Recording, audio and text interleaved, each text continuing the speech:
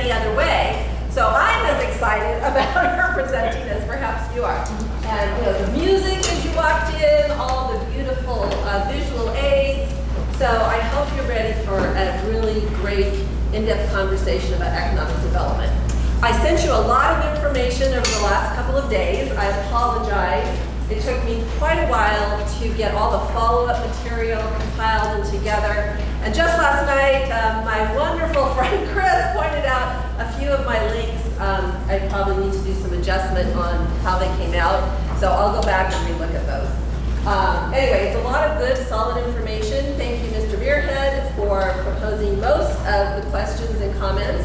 It's, you know, we all benefit by others you know, coming up with thoughts, questions, comments. Also, Jody suggested she would love to start a subgroup of this group to talk about pensions. So if anyone else is interested in pensions, city pensions for city employees. So I think that's excellent. We've got some good information we can supply to that group. We can help facilitate if you'd like. You're also welcome to do some exploration on your own. And you have a lot of different things to look at. There is an agenda, which I sent out to you. One thing I wanted to note is we have made a swap.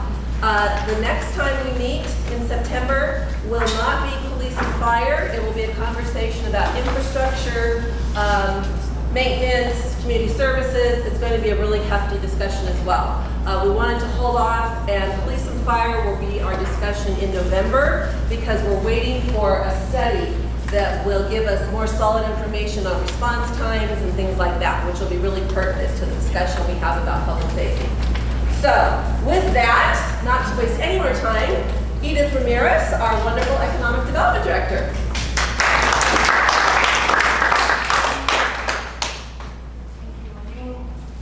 All right, good morning. So I thought that we would start with some salsa dancing, but unfortunately, I didn't get any takers. So If you're going to do it by yourself. I will. You know what? We'll take a break and we'll stretch and we'll give it a go. So I have a lot that I'm going to cover today, and bear with me. But today is all about economic development. What you have here is the description of what generally economic development is. And as you can see, it is more than just attracting jobs.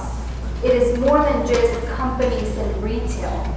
It is an entire ecosystem that talks about having the right amount of housing, the right amount of amenities, and infrastructure that is going to allow you to have a quality life. So economic development, while often we get to be in this bucket of jobs and retail, it really influences and impacts the rest of your community in every single way. At the heart of it, what we try to achieve through economic development is have a diversified tax base so that your community, our community, can be sustainable in the long run. I'm going to apologize first and foremost because I'm going to go between your community and my community, and I'm going to explain that. I've been working here for 8 years. I've been doing some form of economic development for more than 20 years. I've been in this community for the last 8 years or so, and I've always took pride in saying your community because I was always in awe of Morgan Hill and the choices and the decisions this community made. And now, as of July, I moved here. My family moved here, so I will go back between our. When I say your, it is really intended to be nothing but just full of respect. Okay, with that, this is the agenda. This is what I'm going to try to cover with you today. It's crazy. It's a lot. It is everything, pretty much everything in the wheelhouse of the crazy Office of Economic Development. So, Do you have any questions before we get started? This is the plan that I have today. All the topics that I mentioned earlier, there's going to be a break in between. You're going to see a little question page, and I'm going to pause and we'll take questions. This is what I'm going to ask you to do. I do want you to have a pen and a piece of paper in front of you, because from time to time I may ask you stuff. And also, because I'm going to see if this works out, if you have questions, just write them down, and then when we pause, then we'll ask the questions. But I do want it to be a two-way conversation, because otherwise I get really tired of listening to myself. So I do invite the questions. We're just going to have to figure out how we get out on time. That's the plan. Okay. I promise you, I'm not going to invest a lot of time on the budget. You spent a lot of time on the budget last time. But there are a few things that I want you to think about. So, does anybody remember how much is our total budget? Like, how many millions? 107. Just throw them out. 126. Yes, pretty close. It's like 136.5, right? Without CIP. That's all inclusive. With? So our budget for everything is $136 million. 0.5. Capital is 0.5. But a lot of that budget, you know, the buckets that come into the budget, there's nothing we can do about it. It is really the city providing a service, whether it's the enterprise funds that is water and the taxpayers pay for that, whether it's development services and you have developers come in and pay for a service so we can process the entitlements, impact fees, all of those buckets in the budget, there has to be a nexus between what it costs the city and how much we can charge the developer. And also, we cannot move those funds around. And then when we get into the general fund, you can see where the general fund, what are the funds that make up the general fund. What I want you to be mindful is that out of, $43.4 million of the general fund, only approximately about $30 million are dollars that the council has discretion over. Only 30, right?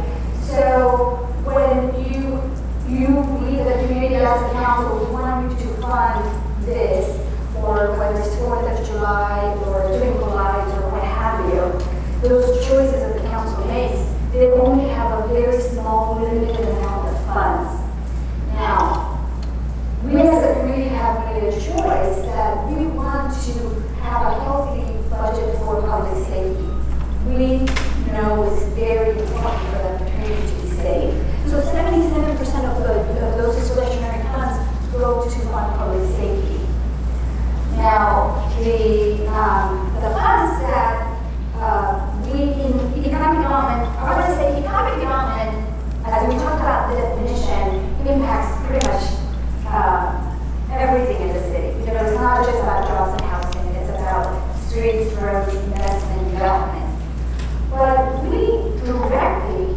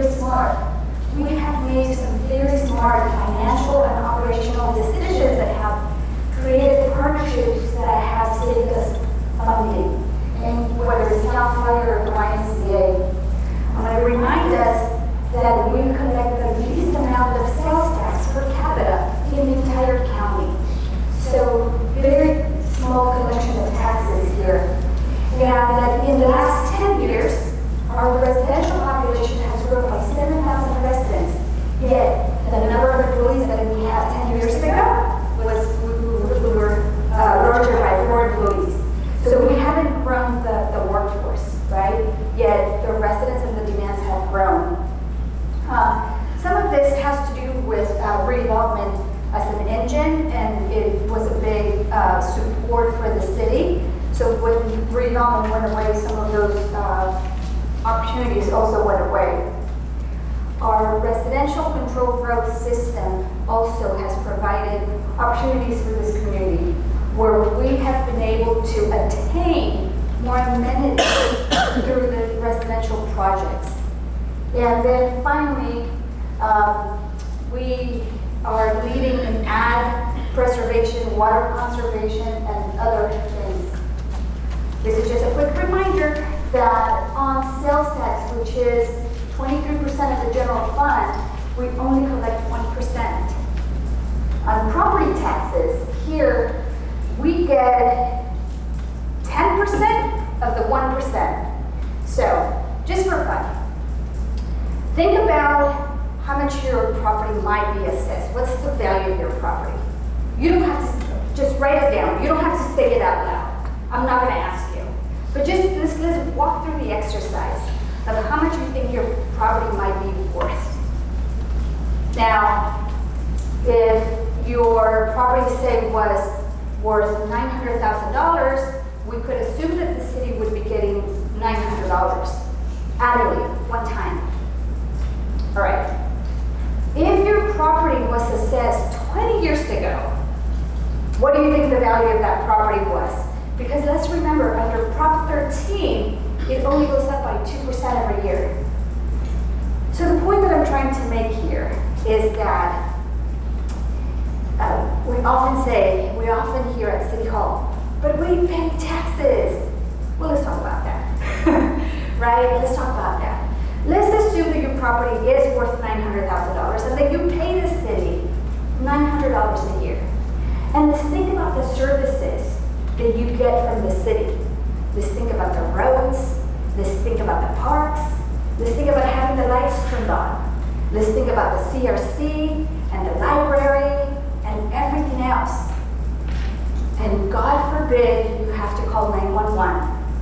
Because if we try to figure out how much is the cost of providing a 911 service to your house, I don't actually have this number here, but my partner in crime, John Lang, likes to use this example because in his sister's house in Santa Rosa, they have a house that it was their parents' house that was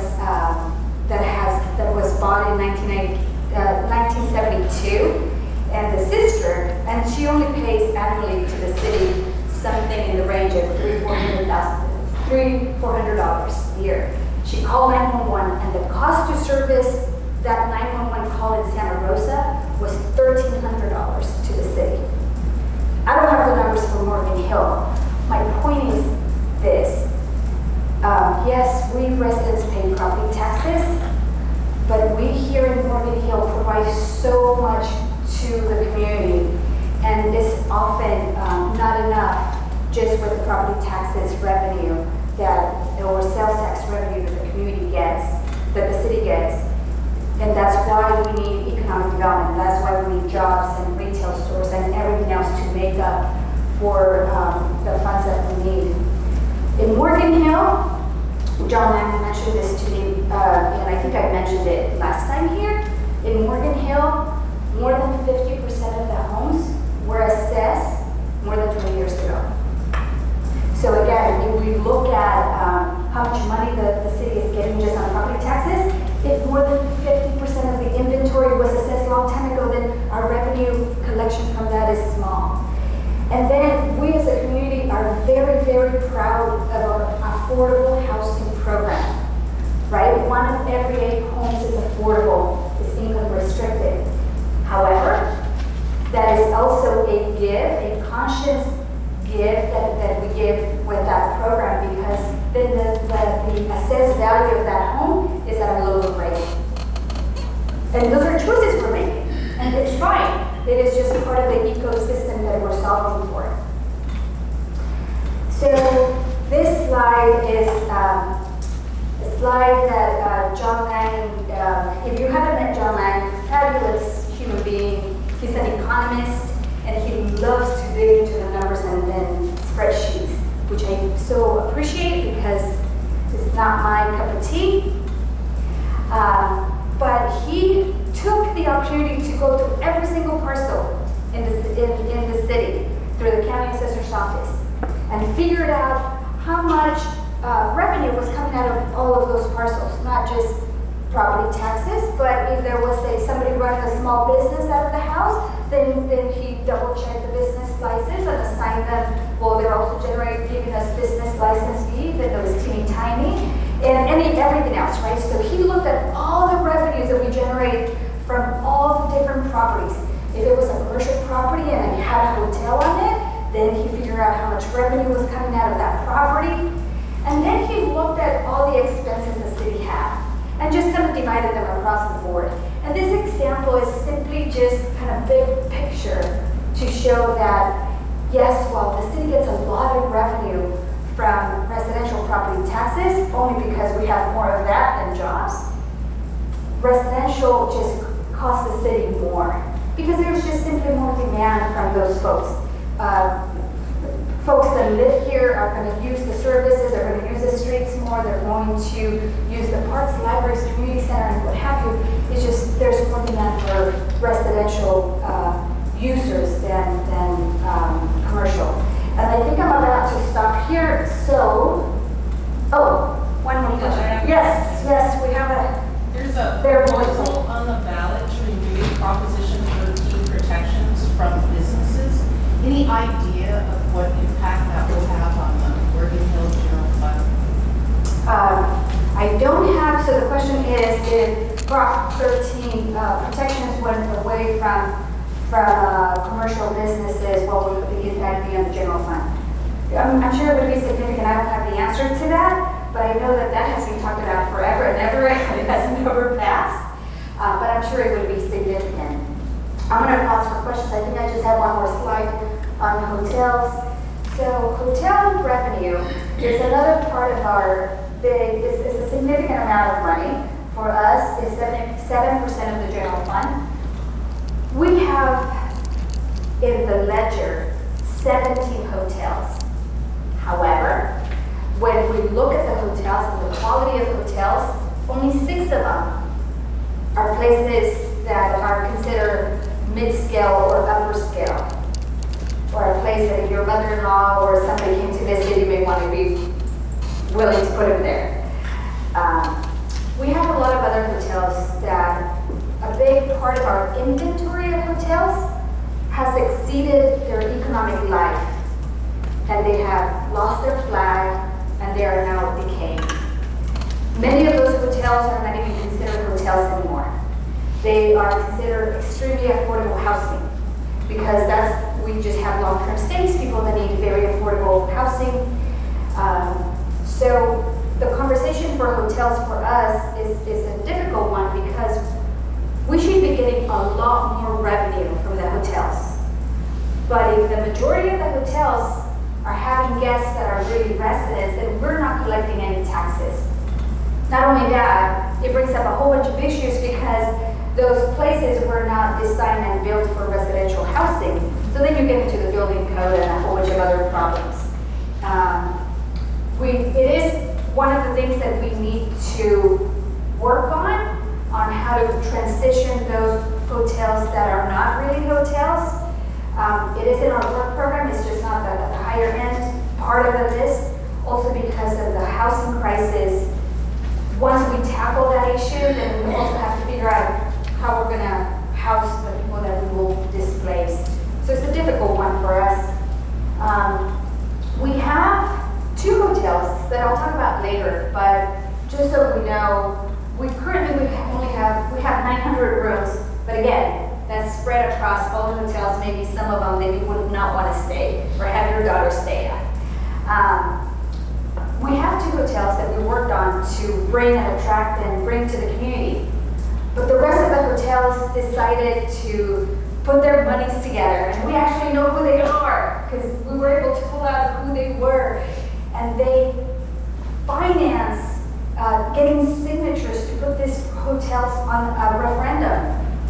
They brought in people from out of state to collect signatures, and if you were to hear the kind of things that came to City Hall, people were coming in and saying, what's going on? They're saying that these hotels are going to close the streets and that it's going to create this problems in the community, all sorts of really awful lives. And these are people that not only work at City Hall, but friends of us, and then people that we didn't even know that came in so concerned about all the lies that the signature gatherers were conveying. Unfortunately, they collected enough signatures, and now this issue is going to the ballot on March 2020. If the hotels were to come in, they could generate as much as $800,000 annually for the city. Okay, this is a graphical description of what it means to have jobs retail for your community. And what we did is we looked at what a hotel would generate, or what is this? This is a car dealership and a Costco. Just for the sake of showing what could we buy if we had that revenue, right? And we like to use police officers because it's just such an easier place for us to immediately go to. So if we had a Costco, we could support 4.5 police officers. If we had another dealership, it would be 2.5. But you can change police officers and you can apply that to streets. Repaving miles and miles of streets, you can apply that to parks, you can apply that to anywhere else. Okay, I'll pause here. We'll take a little brief break. We have 1 and 2. Ladies first. Of course. Okay. The gas tax, does that also supply us some money for street roads in Morganville, or is it strictly Morgan Hill?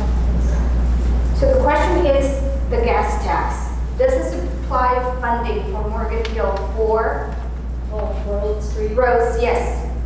And I think, as a matter of fact, we have restrictions on what that could be used for. Chris, do you want to chime in on that? Or Harjo? Yeah, so I believe it generates about $800 to $1 million is additional in SB1 monies from the recent gas tax is what we get, and it's again dedicated strictly for streets infrastructure Base gas tax too. and plus base gas tax. Yeah. But it's all, we use all the money for street maintenance and road repairs. And I'm going to guess that it's not enough. Yes. You used to mention in your introduction the 1-to-8 ratio for housing. I'm just curious, is that a policy decision we made here as a city, or is it a part of state requirements? Or something? That's a good question. Right. So the affordable That's housing what got to me program. when I read through the materials. So the affordable housing program, I mentioned that 1 out of every 8 homes is income restricted, and the question is that a policy? And I want to say that the answer is no. It just happens to be that that is the accounting we've done. Okay. We have a very strong affordable housing program, and because of the residential control growth system, we've been able to acquire affordable housing units out of that system. Mr. Mayor, anything else you want to chime in on that? Well, just that through the controlled growth system, you get extra points, and the developers would say that it's mandatory that you put in the maximum amount of affordable housing into a project in order to get enough points to do that. But the growth control ordinance is in danger right now because the state is threatening to do away with any kind of control that local government will have. And I know Maureen wants to chime in. I think we're going to have an in-depth housing conversation in 2 months, right? In October? By then we will know, or maybe even sooner, if what happens with current legislation that is absolutely threatening our residential control growth system. Yes? What's the definition of affordable? What's the definition of affordable? Let's save that for Ms. Leslie when she comes in. It's on the website. There's always tiers of affordable. It's not necessarily low income. It's people who are teachers, it's people who are firefighters. Okay, going to move on to what's ahead for the conversation. So what do we do in economic development?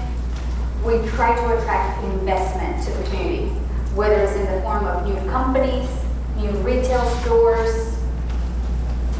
And how do we do this? We do this through marketing. We do this through policies. We do this through focusing on downtown. Downtown is not just a business district, but it's the heart of the community, and it supports our ability to attract jobs and the young creative minds that want to be part of this ecosystem. So I'll go into detail about those things. We begin with a foundation of what is the goal for economic development for this community through the general plan. Now, the general plan is a big effort that tells the community, that tells us how we're going to grow. And this is a map of the general plan and kind of shows you the designation that each property has. If it's green, if it's gray, it's supposed to be industrial. If it's red, it's supposed to be commercial. The yellowish is supposed to be residential. The general plan is a process that is born by the community. It has an extensive community outreach. It took us 2 years, 2+ years to put together our vision for the general plan. And the vision is vetted through the community, and through the community advisory board, they make recommendations to the planning commission and the city council. And here you can see generally what the program for economic development says. Everything from jobs, quality of jobs, increasing a diversified tax base. In the general plan, there is a chapter called the economic development element, and it just goes right into more detail on the things that they want us to focus on. So we take direction, first and foremost, on the general plan as to what we're supposed to be doing. And again, we'll talk about this in more detail, but over and over again, I've seen it from the previous general plan here. There's been a need and a desire to focus on downtown, a need and a desire to diversify the tax base so that when the economy tanks on one side, we are not in so much trouble. A need to grow jobs, but not just any jobs, but to grow higher paying jobs and skilled jobs. So we have that. And a lot of what we do in the context of economic development is to develop policies, or in some cases, bend the policies so that we can be business friendly, so that we can create a climate that would attract industry. And we do things like developing the strategy and economic blueprint, which I will talk about later, but most importantly, using the zoning code. So the general plan is big picture, but then you get into the zoning code and it gets into more details specifically for each use. So the zoning code is perhaps, both general plan and zoning code is perhaps the most important thing the city could do to attract and retain a company. So a lot of what we've done is looked at our zoning code, and which was very antiquated and had not been updated for a long time. So we tried to modernize it. So how are we going to be competitive in Silicon Valley? Well, let's start with our rules. Are our rules helping us or not? So we took a big scrub of the zoning code, and we looked at what other cities were doing and how can we do it better. And we updated the zoning code. We also get involved in transportation. This is an area of interest for the community that also supports economic development. We don't have real transportation here, right? We have very limited to non-existent transportation. So how are we going to attract jobs and companies and employers if we don't have train service? And how are our residents going to have good quality of life if they're stuck in the freeway? So we try to be advocates and try to get engaged with Caltrain and VTA and try to make our voices heard. In this community here, we've been focused also on the high-speed rail because it could have such a tremendous impact on this community. So we invest a lot of time and energy on transportation. Telecommunications is another area where we have heard from the companies that the lack of access to telecommunications is going to limit their ability to grow. And we had a study done, and we learned that we have a grade of D, which is bad, right? You agree on that? Yes. If you ask my brother, he's like, no, D is good enough because that means I passed. No, D is bad.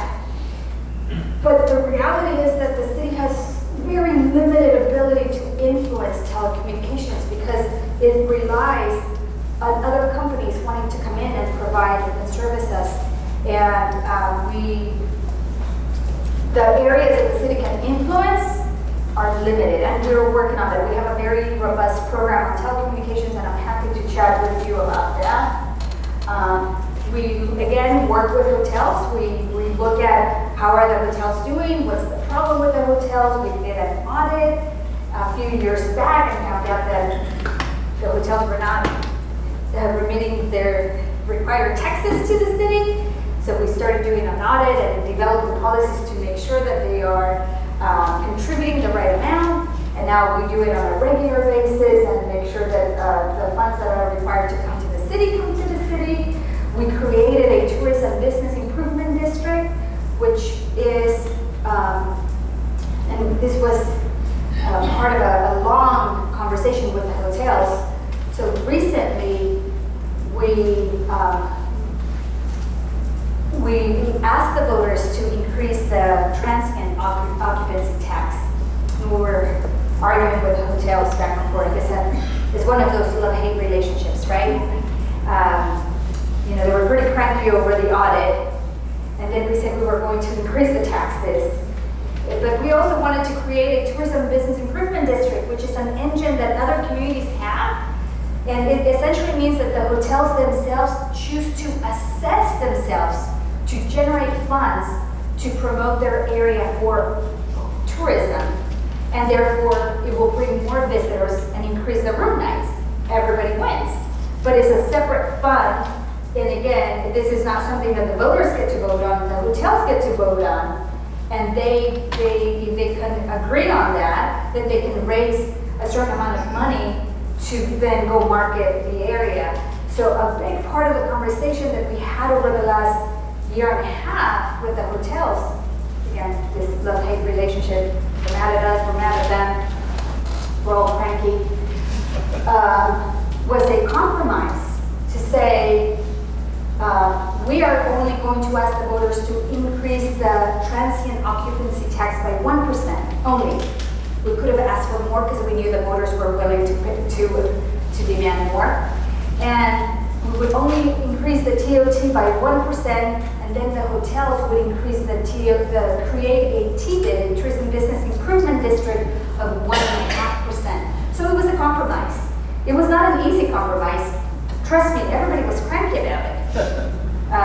City Hall said, no, we should go get more taxes for the city, and the hotel said, no, don't raise the taxes, it's not going to generate funds, we're actually going to lose funds, let's do the TBID. Anyway, the compromise happened, and here we are. We increased the TOT to 1% and created a tourism business improvement district that would generate about $400,000 a year that would be used specifically to market the area for tourism.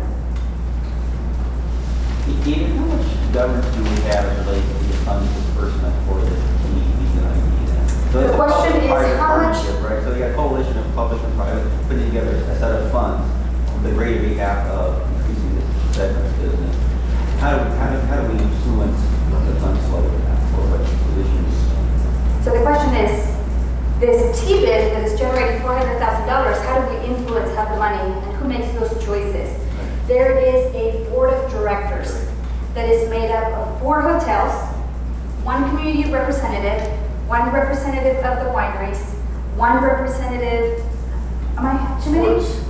One representative of sports, I'm counting in my head, and then 2 city representatives. Chris Gioni and myself are the city representatives sitting on the board. And collectively, we make the choices through this board on how the funds are going to be spent. I can tell you that we've been collecting since March. We've been meeting on a monthly basis. There is a website called visitmorganhill.org. If you want to write it down, go visit it. We have our minutes, our agendas. We even video the meetings, and you can watch the recordings. And you can come and show up. They're public meetings. And if you have an ask, you're welcome to come and talk to the board. And we have had folks that have come in and asked for funding already. What the board is focused on right now is two things. One is hiring an executive director, and two, developing a strategic plan and working with the community to figure out how we're going to move forward. So, the areas that we focus on is what kind of business incentives can we bring forward to the community, and I'll talk about that in a little bit later. Downtown has been a big part of our focus. I'll talk about downtown later, but those areas are very much part of our focus here. And these ones that are coming up, industrial preservation, retail concentration, big ones policy, and convenience markets, and a downtown business improvement district is part of our work program for the fall and beyond. Actually, I'm a day late and $1 short, but that is what we're supposed to be doing this fall, is bringing forward a conversation about industrial preservation. And I'll talk about all this other stuff in a minute. Economic blueprint. I mentioned the general plan, big picture. For us, one of the things that we focused on recently in 2016 was bringing the community together to really help us identify the work program for economic development. It was a one-year process. We talked to over 400 residents and companies here locally, and we developed we had really cute names. We developed a thought leader group. These were company and community representatives that were working hand in hand with us, checking our homework along the way. And then we created another group that we called Pathfinders. These were people outside of the city, not from Morgan Hill, but they were industry leaders that were going to tell us if we were crazy, if we had any chance at attaining whatever we wanted or not. And then, last but not least, when we developed our program for the economic blueprint, we vetted it with economic development professionals in the Bay Area, and we said, poke holes at it, take it apart, tell us where we're off. And through that exercise, we came up with this strategy that is supposed to represent the goals and aspirations for the community. And it identified 4 industries that we're supposed to chase, that we're supposed to be focused on. Our economic development efforts are going to focus on the industries of innovation and manufacturing, retail, tourism, and healthcare. I will say that in the earlier draft, there was a 5th industry, and that was education. It happened to be that the residents had education as actually their biggest priority. But through the vetting process that I mentioned, we came to terms with the fact that in the economic development world, there is very little we can do to influence education and be successful in what we do. It is really in the realm of a whole bunch of other folks. So the exercise was, or the process for us was recognizing that as much as we wanted to have this extra bucket, we were not going to be very successful. And we, along the way, decided to take it out of our list. Our economic blueprint is supposed to be attainable. It's supposed to be realistic. It is aspirational, but it has strategies and actions that are supposed to be very helpful to the community in a very short window. And through that exercise, we also identified economic indicators. So then the question was, okay, so we have a plan. How do we know if it's working? How would we know? So we developed a whole bunch of economic indicators that to us are the tangible things that move the needle in the tax base and all the other things we care about that we talked about. So we identified a number of indicators for the various industries, and we said, here's the benchmark. When this economic blueprint was approved, here's where we're at today. And then we'll check it every year, and we'll find out if we're heading the right direction or not. So we do have, and for example, later on when we take a break, you can see how we're doing on the economic indicators. So every year we're going to check and see if it's pointing on the right way. So far, I have found this economic blueprint has already returned dividends to the community. It has brought the community together, the council, the planning commission, all of us rowing in the same direction. And we're not going to go chase everything, and we're not going to fight over everything. But in this very narrow area of the 4 industries, we're going to be holding hands, and we're going to be running as fast as we can. And we're going to tell the world that we're chasing those 4 industries. That is where we're at, and that is the purpose of the economic blueprint. I'll pause. I'll allow you to chime in, comment, questions. So hopefully this isn't too complicated of a question, but you mentioned you're updating the zoning code. So what is the process for that, and what are there regulations, rules that you have to follow, law or whatever, as far as updating zoning code? So we updated the zoning code. All of the zoning code was updated a year ago, more than a year ago. It was an extensive, exhaustive process with the community and the planning commission. What we did is, once they were sort of done, then we took one next round of, well, so we say we want to do hotels, but we don't allow them, right? Or say, for example, this was a good fight. It was a good conversation to have. We say we want hotels. However, we have a height requirement of 3 stories. Well, nobody's going to come in at 3 stories. So are we real or not? So we went back to the planning commission and said, if we're serious about hotels, they have to be 4 stories. So we created the heights that were appropriate for hotels. So that's the kind of exercise that we did. So we looked at manufacturing and what manufacturing allows and how manufacturing is changing. And for example, things like now Pete's Coffee wants to roast their coffees at the same shop as you buy your coffee. It's part of the whole experience. You come in and you see them roasting the coffee. Well, our zoning code wouldn't allow it, but wouldn't we want that in downtown? Yes. So changing the zoning code to allow a little bit of manufacturing. Same thing on the manufacturing side, allowing a little bit of retail because manufacturers want to showcase a portion of what they're doing, stuff like that. So we've done the zoning code update. So now, is there any sort of, does the city have full authority, autonomy over their zoning code? Is there anything from the state that they have to follow, or is it completely up to the city to do that? So that's a good question. The question is a state mandate? Well, the state has building code. I think the city has full autonomy. I'm thinking, let me think on that. I'm thinking through what examples would the state,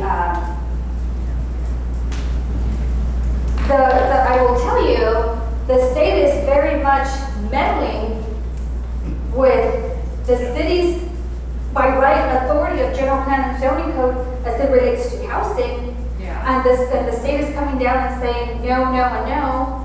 You now need to upzone and you can't say no and things like that.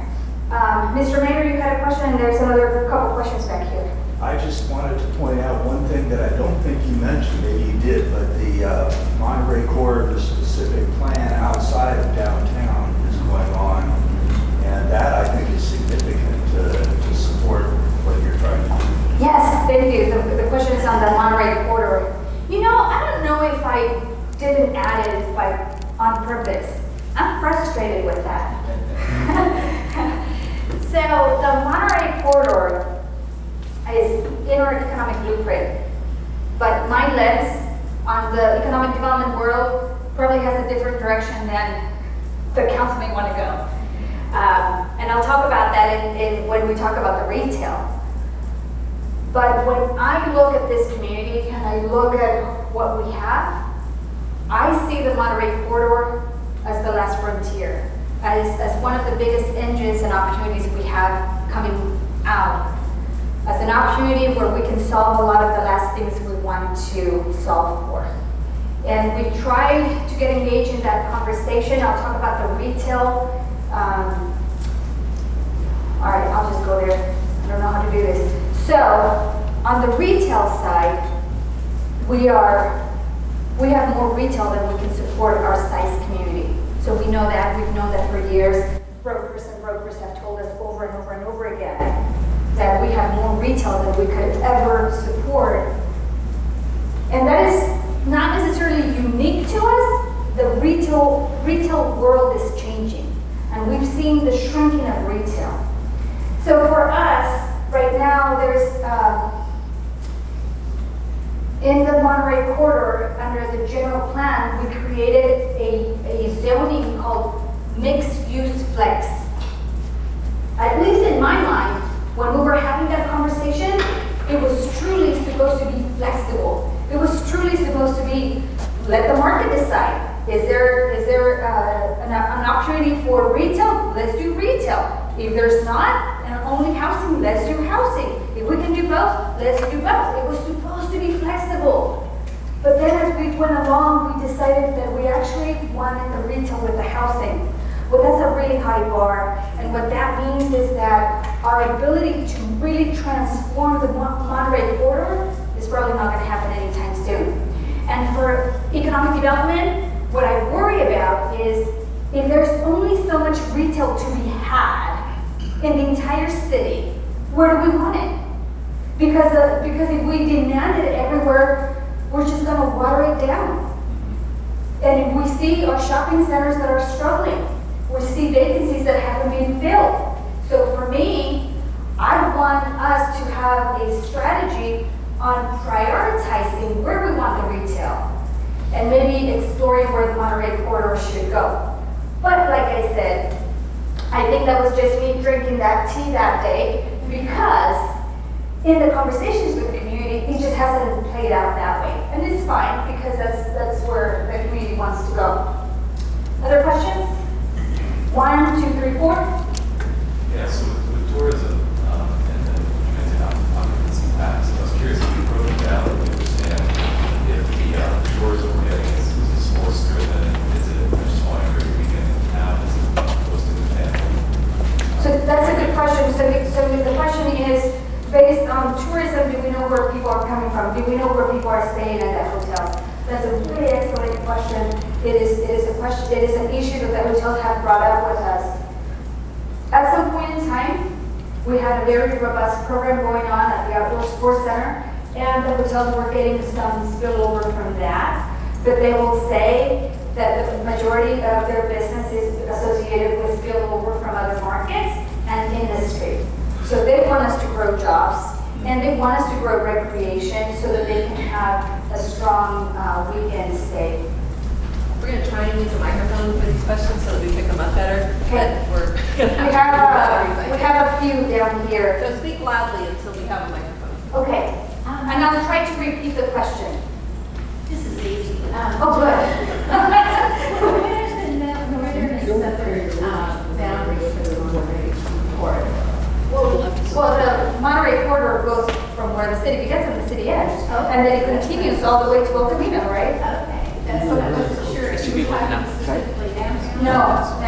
No, the question is, how do we use, I think that part of the question is, so the question is, where's the boundary of the corridor? Well, the corridor just stretches throughout the entire Bay Area. Within the city limits, the question is, how do we grow the energy of downtown and spread it out? And what's the right makeup? Because the corridor changes, the DNA of the corridor changes, so we could talk more about that. I had a question based on the slide when we opened the session. And then maybe want to know, is, because Morgan Hill is kind of a younger town compared to some established in the Bay Area, is there more work that you have to do to attract investment compared to other established cities? Yes, that's an excellent question, and I will talk about that in detail. So when you said we're a younger town, I thought you meant by age, and I was going to say, oh, no. We are a developing community, and we have a lot of green field. And do you know what green fields are? They're vacant fields that have never been developed. And that means that whoever's going to come in and develop them has to pay a big chunk of change to put in infrastructure, sewer, water, everything else. Greenfield development is incredibly expensive, and one of the challenges for us as our DNA in this community is that a lot of our development communities is green development. And so a company that might be looking at us or San Jose, if they go to San Jose, all of that first cost of entry has already been paid for. So we are already set back. And when we look at our impact fees, in some cases our impact fees are higher than the other communities because it costs us that much more money to develop that infrastructure, to move the sewer to Gilroy and do everything else. So it is absolutely, without a doubt, one of the biggest challenges we have in economic development. We develop a program in the context of policies. We develop a program to, so we cannot reduce the impact fees, right? Because we need to pay for the infrastructure. But we develop a program to say, okay, we're going to give a fee freeze to companies that fit somewhere, the 4 industries, and that come in, and if they get this fee freeze agreement from the city, they're going to develop in the next 3 years. And within a 3-year window, they're going to pull building permits. So we went out with a promise that we said, if you come in and you shake my hand and you say you're going to build a 20,000 square foot industrial building, I'm going to give you an agreement that is going to say, I'm going to freeze your fees for today, actually it was yesterday, right? For yesterday, and when you come in to pull in your building permits 3 years from now, because it takes that long to go through the entitlement process, maybe not that long, but acquire the property, due diligence, all that stuff. When you're ready to pull the permit, if you do it within this window, you're going to have a little bit of savings. And then we do this math to figure out, okay, so we're going to give this company a savings of, let's call it $400,000. What kind of use is going to come into that site, and how quickly can we recover those $400,000? And then we show it all to the city council, and then the council makes that decision on a case-by-case basis. And it is, we have to get creative, right? It is one of the biggest challenges for us. We had a company that we were so excited about and had been looking at this property in the Morgan Hill Business Ranch. We actually talked about this company coming in and we announced it. And they pulled out. They pulled out at the last minute after 6 months. Impact fees were too high. They couldn't get over the hump. So you want me to be the first one on the microphone, huh? So, The second one, she was in the mic. okay. So one of the pillars of the general plan is quality of life. And I think one of the areas that we were focusing on for business was innovation and advanced manufacturing. How do we reconcile those to a 1 million square foot distribution center that we're talking about? That's 55 feet high at a minimum, 90 feet high at a maximum, and has potentially 500 18-wheeler trucks coming in to town. Mr. Kent, you're going to go there so early. We haven't even taken a break yet. Sorry. So his question was, how does a 1 million square foot distribution center fit within our vision that has been so well thought of and so well packaged? Explain that to me. And since I don't know what's happening with my PowerPoint, okay, good. Well, I guess I get to dance here anyway. I was going to ask for an exit, but now I'm going to have to stay here. Well, we're going to talk about jobs. There's a whole section on jobs, but let me say this now. In the vision of economic development, I can tell you very clearly, we have no interest in a truck stop. It will never happen here. And we are not chasing or are interested in a distribution center. It is not what we want. It is not what's going to give us a lift. It is not something that we are actively promoting and trying to attract.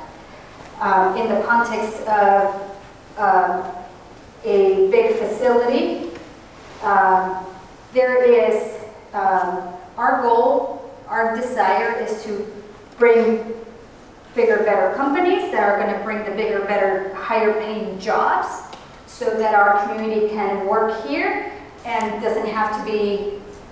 There was something on the paper recently as to how many years we spend in traffic now, if you count all the number of hours. Who remembers that? It was like, You don't want to know. I don't want to know, right?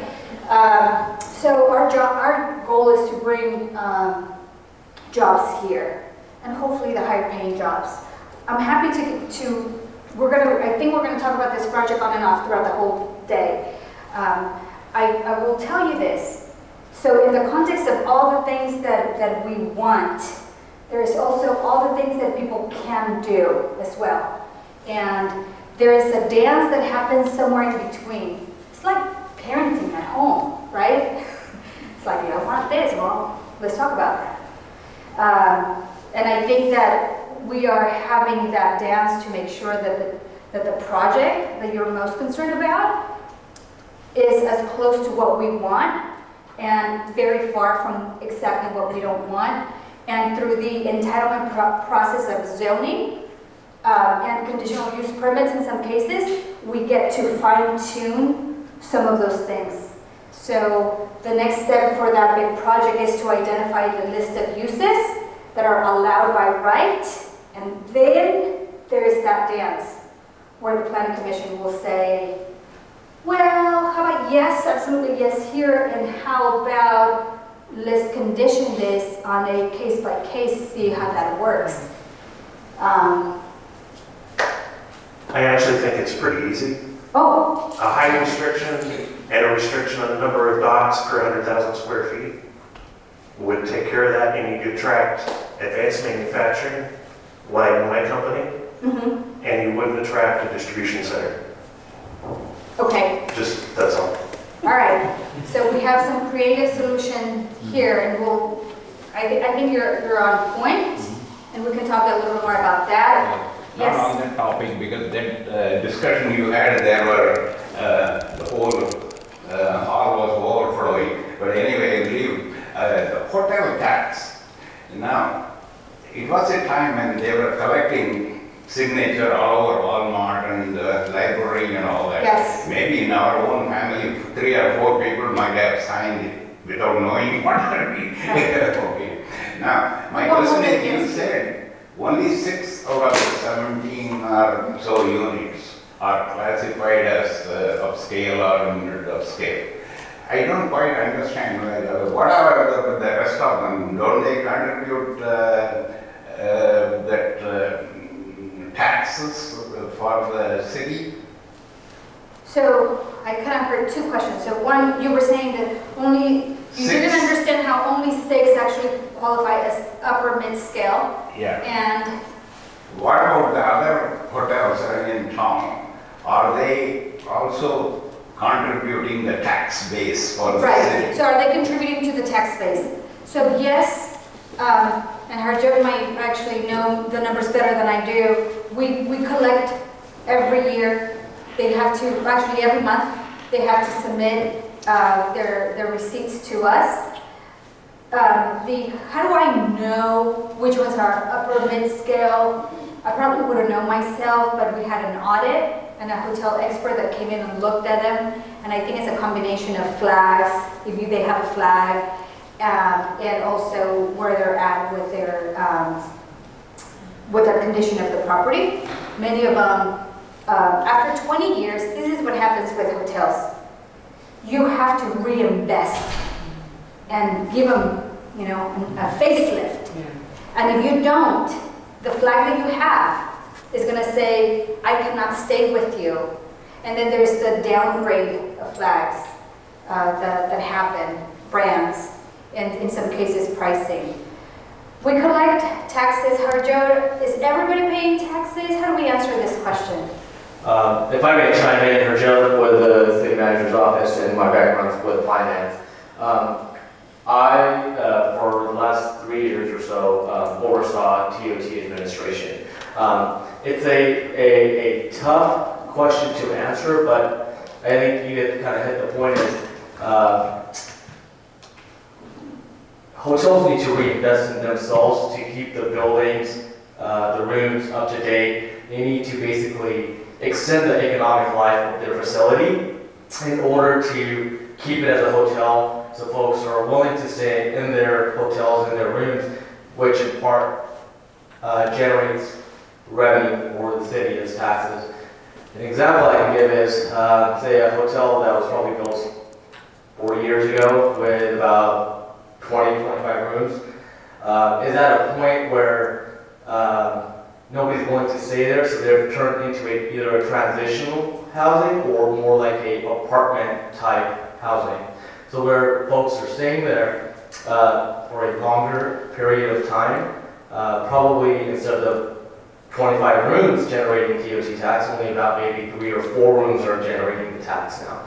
So what does that do to us? We're losing that revenue as a city, but the owner may still be generating revenues because, you know, there's no really incentive for them to, because they're still charging some type of a rent to the person that's occupying. The city is losing out on the tax rate. So after 30 days, we cannot collect taxes, right? TOT. So TOT. transient occupancy tax.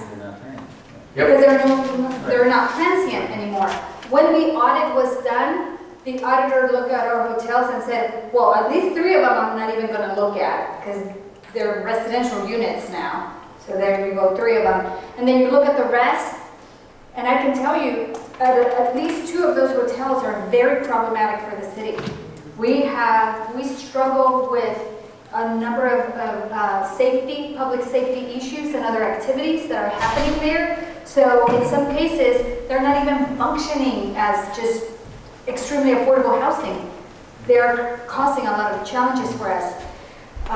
But this conversation with hotels is so hard because here we are trying to do the right thing and we're saying we want hotels because we have a vision to become a tourism destination and because our companies are telling us that they will not send people to our hotels here. And you have the local hotels fighting us and putting money to put this on a referendum. God, it makes me so cranky. Yes. Sure, right. Talk about the Monterey Corridor and specific plan, and you said it's not going to happen in your lifetime, maybe. This is the north entrance coming south to our city, and Concord and Monterey Highway. And going down further, if you go to Tilton, there's a sign that says, welcome to Morgan Hill. Well, when people come in and they look at it and they say, this is Morgan Hill. Yeah. Now when they get downtown, they change it a little bit, but it's still how people look at the city when they come in. So I think we need to, from a specific plan standpoint, look at it more strenuously and see how we can integrate that quickly into getting it resolved. No argument on that. I have a question. I talked to a builder about coming here with a senior development for over 55, and he said one problem with Morgan Hill is there's ag land, and it's being held for agriculture that needs rezoned, or would like to see rezoned. Well, good luck with that. Yeah, that's what he said. He said that was the comment. He said, yeah, agriculture, any new farmer is not going to be counted. That's old school. Well, that's kind of an ancient thought. So how do you handle that? I don't know. You know, the ag, so in the context of ag, so one of the things that makes this community so beautiful is that intertwined ag land. I think that in the world of ag, we are seeing the heartache of the local few farmers that we have, and that they're working so hard to stay in business. We're if they're in county property, which most of them would be, there's going to be a challenge. I don't see the county doing anything but keeping those properties. I mean, we've had this whole conversation about the Catholic high school, right?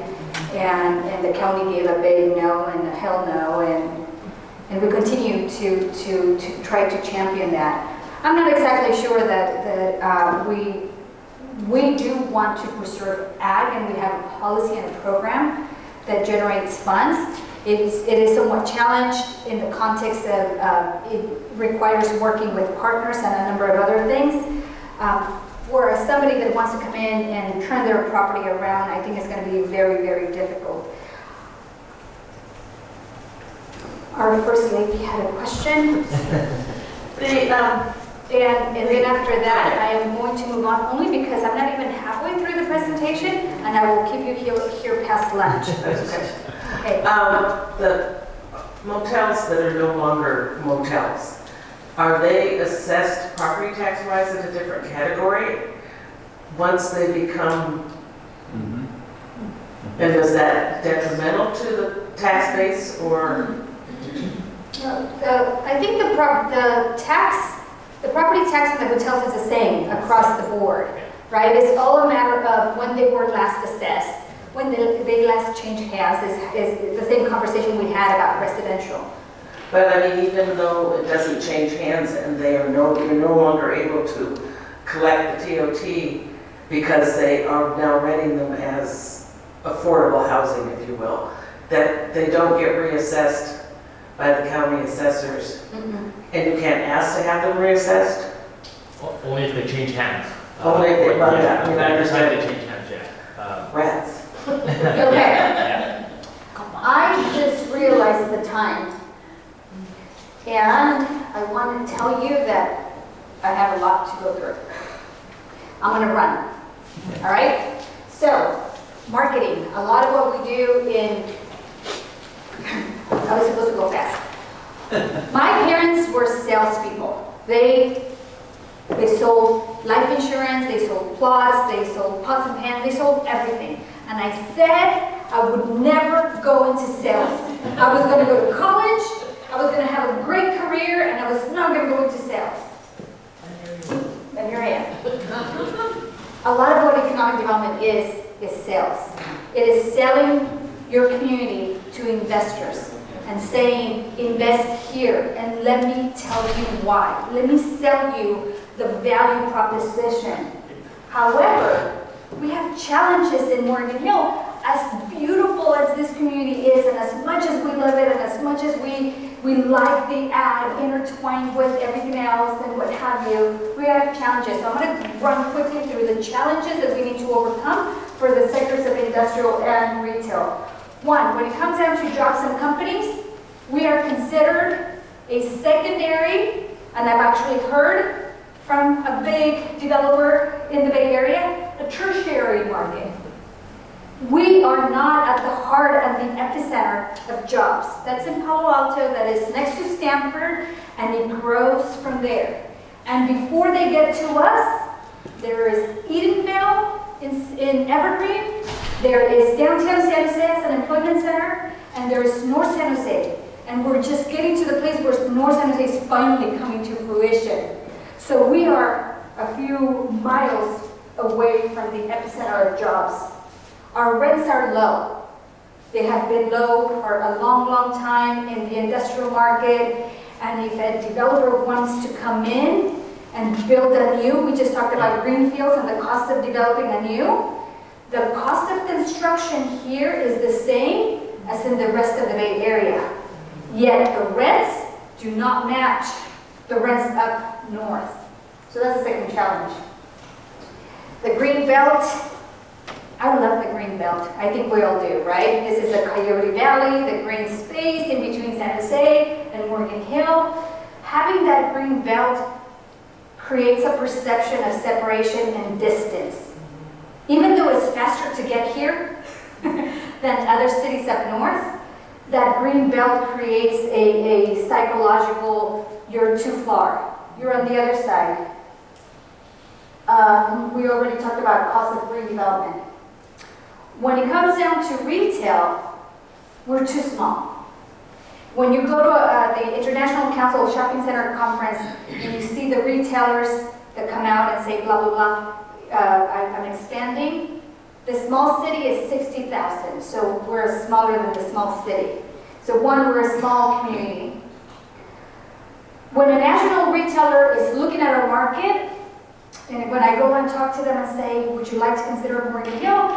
And they say, where is Morgan Hill? And they look at the map. Our market shares South San Jose, and it goes all the way to Gilroy. And a retailer is looking at our market that way. And when they look at our market, they see that pretty much every retailer is already represented between Oak Ridge Mall and the outlets and the new retail that is coming on Cottle and Almaden. So they will tell me, oh, but we're already there, right? So we share a trade area with very robust retail centers at both ends. Our beautiful residential control growth system is what I call the kiss of death for retail. So one, we have to convince retailers that we are a market that they want to expand in. And then we convince them and we show them demographics and we show them income and we show them education levels. And then we get them to a place where they say, all right, I'm listening. And then they learn that we have this controlled growth measure. And they're like, no. And I said, well, but why not? It's a beautiful community and it's paced growth and everybody loves it. And they say, this is Whole Foods. I know that if we come in, we're going to make money. We vetted your community. We know that if we open up a unit, we're going to make money. However, our revenue is going to stay flat. And who, as a business owner, wants to go and open up a business and have flat revenue? Nobody. So, well, once again, cost of redevelopment. So those are the challenges that we have. And then, on top of that, there is this history that I don't really know as well, but Mayor Tate might fill us in. The community was not known to be very business friendly. And this could be by choice, decisions we made. It could be by moments of not allowing development. I don't know. I'm questioning now if there was at any point a moratorium in the city that prevented development. But whenever we do anything such as a referendum, and I think there was a referendum on a shopping center, but whenever we do anything like that, it stays as a reputation of the city for a very, very long time. And what we've heard from retail brokers is like, oh no, Morgan Hill is known to be this. We're not going to go invest time and energy there. So we now have a referendum on the hotels, and that just really makes our work really, really hard. So we have been working not only on selling the Kool-Aid and saying we're going to have pretty pictures, but we begin at the zoning code. We begin at the economic blueprint. We have a vision, but we not just a vision. We updated our zoning code to give us backbone. We have a vision with backbone. We are serious on the things we're trying to attain. And then we work with our city teammates to be as business friendly, to streamline. A lot of the work that we do is do a bit of a tug with our teammates in helping them advance the projects. I gotta tell you, this community has very few employees and everybody's overstretched and everybody's overworked. The world of economic development does not begin and end with me. It is everybody at City Hall, and they take it seriously. They are absolutely serious to help us advance the policies. So it could be public works, it could be building, it could be planning, but they are all working to deliver the economic development program. So we, in an effort to communicate and sell the city, we created a new website called Choose Morgan Hill. And through this website, if you go to it, I invite you to go to it. It has a lot of clarity on our goals It has tools for developers. It has tools for people that may want to open up a business and they just want to check the zoning from home. It has all the sorts of things. We created a very bold and aggressive marketing plan, and you have in front of you some of the advertorials that we've been putting on the Business Journal that are focused on either healthcare or there's one, I don't know who has the Lanyard Campus or who has the unicorn. It's only look at the back of the newspaper. Who has the unicorn? So here, for example, we have the unicorn that says, rare sighting in Silicon Valley, and there's a unicorn. Morgan Hill, choose Morgan Hill. Who has the Lanyard Campus? Or nobody has the spaceship? Yeah, I like this one. Looking for a place to land your campus? Kind of funny. So again, it's more than just that. It's really trying to tell the private sector that we're serious, that we're open for business, that we want their business. And then we articulate the wins. We talk about the progress that we've made in downtown, the kind of investment, and I'll talk about that. I'm going to move a little bit faster. Questions on marketing? 2 questions on marketing. I mean, you give so many good reasons for why a big company doesn't want to come to Morgan Hill. I wonder if we're just spinning our wheels trying to compete with a company that wants a large campus. And I think about the businesses that I see opening in Morgan Hill, like Orange Theory. They're smaller businesses. Why aren't we focusing on them? So that's a good question. Why should we be focusing on the big campus? You know, years ago we had a panel with developers from the Bay Area that came in and chatted with us. And one of them was from Sobrato Company, a big company that does big office developments. And Tim Steele said at that meeting, don't be chasing the stuff that you're not going to get. You're not an office market, for example. You're just not an office market. Don't be chasing the office. Look at what you have and grow that, because that is your strength.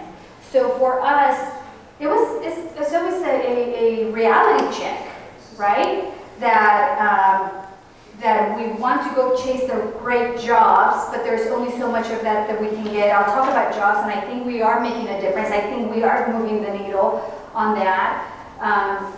And 20% of our workforce is associated in manufacturing, so we recognize that is part of our big DNA and opportunity.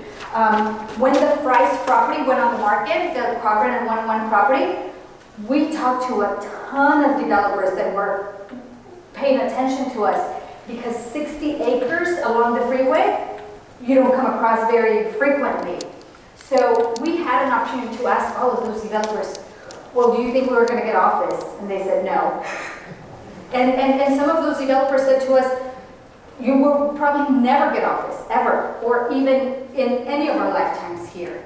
But if you get a big, robust industrial project, it is part of the big ecosystem that is going to allow us to get there. They said you need bigger footprint, you need bigger projects to come in here, and eventually that is a natural progression. Those entry-level skilled jobs end up growing your market, and eventually you are going to get there. So for us, it's recognizing that yes, we want this great office, we're not going to get that, but we should get some really good jobs that are skilled jobs. Well, Edith, can I follow up? Yeah. Oftentimes you hear an entrepreneur say, well, I started my company in my garage. And many times I go out to open studios, I'm an engineer, I'm involved in a lot of little companies that are in people's garages. Right. And those people can't afford and can't find the space when they're ready to move out of their garage. Why can't they think, Morgan Hill, I want to get a start? You know, I run into, for instance, there was a woman who was a very successful potter. She sells on Etsy. She was talking about, well, I'd like to get out of my garage. and she was thinking Sunnyvale. Mm-hmm. She should have been thinking Morgan Hill. Right. You know, and I'm wondering, why aren't we trying to reach those people? Those people are people who are set on a path to be successful, but they're not going to conferences. You know, they should be thinking about us. How do we reach them? Right, well, I think that a lot of the marketing that we do is, applies to the small business as well as the big business. It is about articulating that we are a great community to invest in, that we are supporting those things. From a job perspective, like day to day, what am I going to be focusing on a daily basis? You could spend a lot of time chasing those things, but I think here we have had bigger challenges, bigger things that we're trying to land. But does it require a lot of a little marketing, or maybe advertising like an entrepreneur, like? There's one that is like a small business, we're open here, so we are doing a little bit of that. I think that again, we're trying to be very, very focused. Somebody also asked me, do you do startups? No, we don't focus on startups.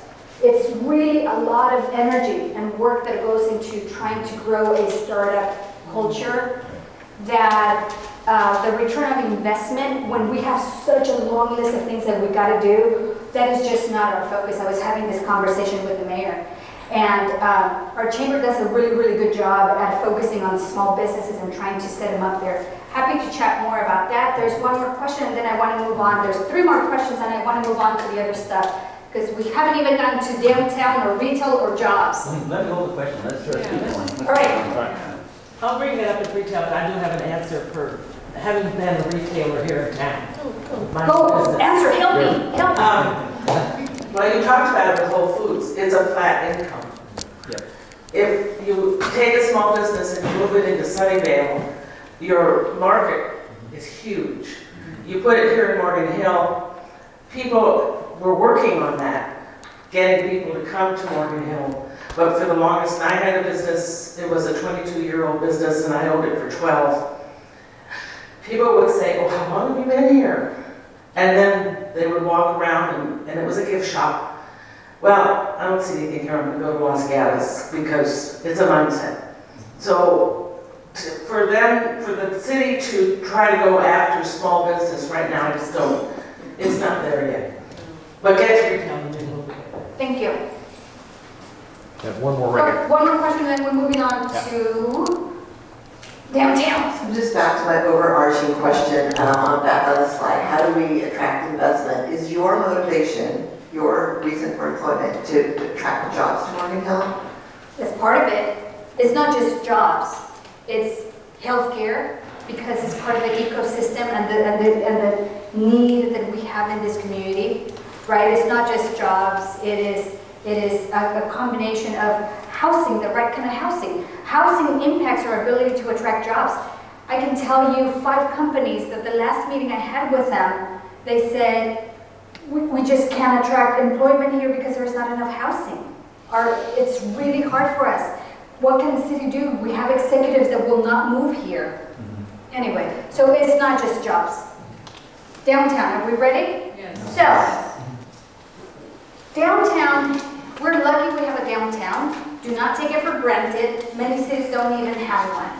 And our downtown is already beautiful, just amazing.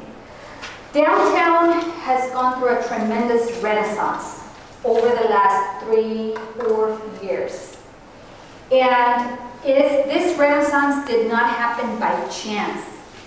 This community in 2009 put together a downtown specific plan that identified a vision and not only developed a vision in writing, but created an environmental clearance that allowed that vision to get executed. In 2009, this vision was identified. We had redevelopment as one of the tools for the city, and redevelopment had a big, lofty goal to turn around downtown and bring retailers and what have you. When redevelopment went away, when was that? 2011?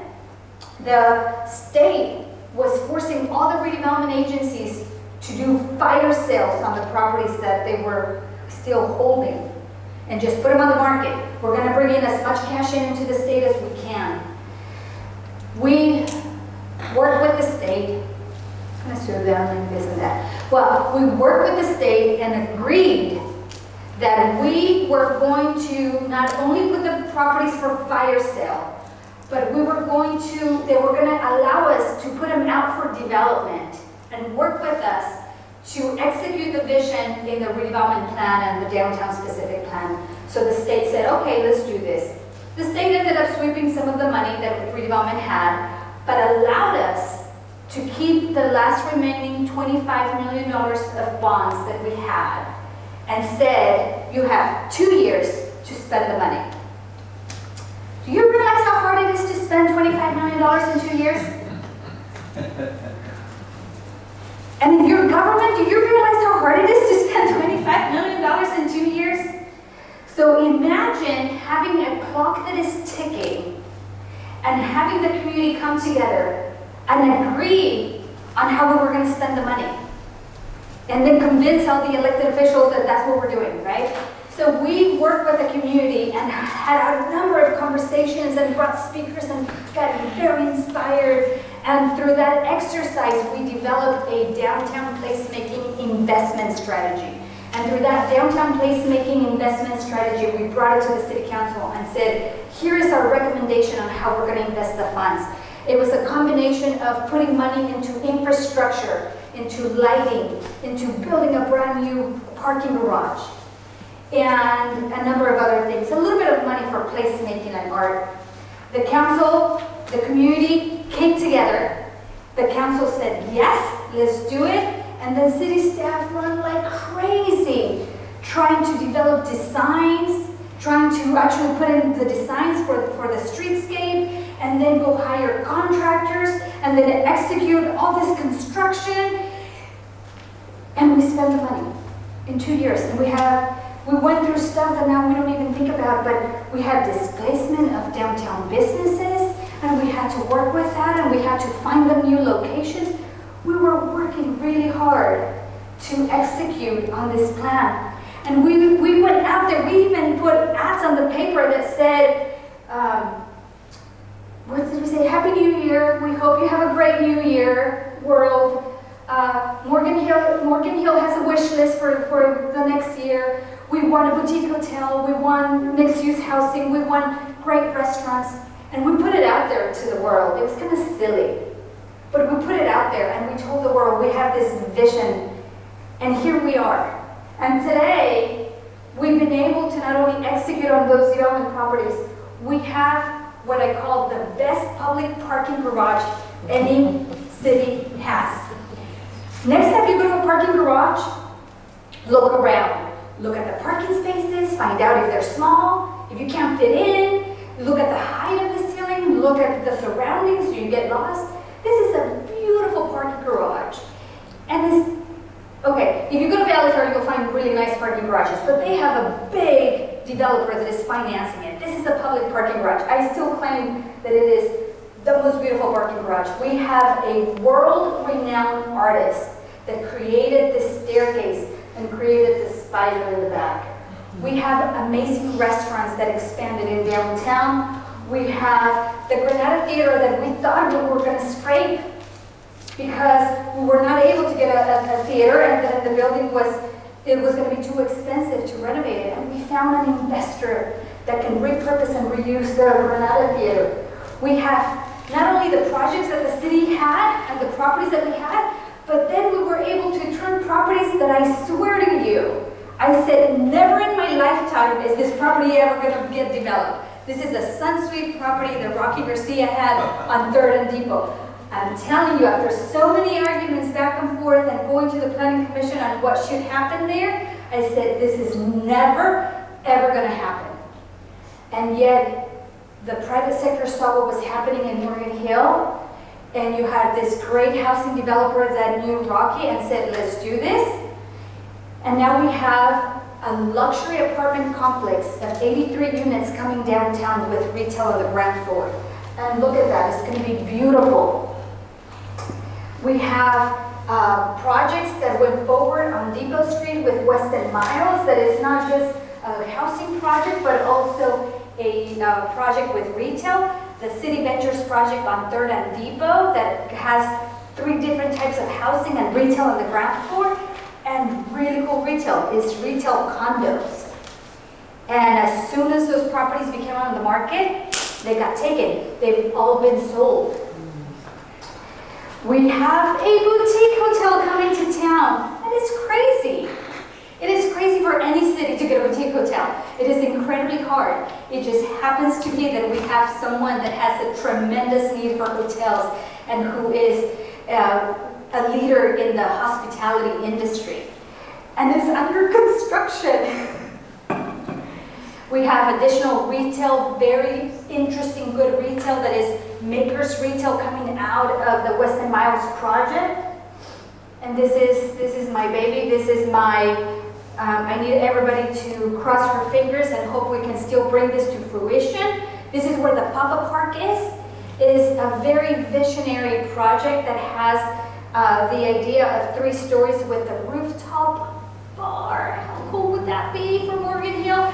A gallery on the 1st and 2nd floor, a restaurant on the 3rd floor, and then a rooftop gallery. This project was ahead of its time.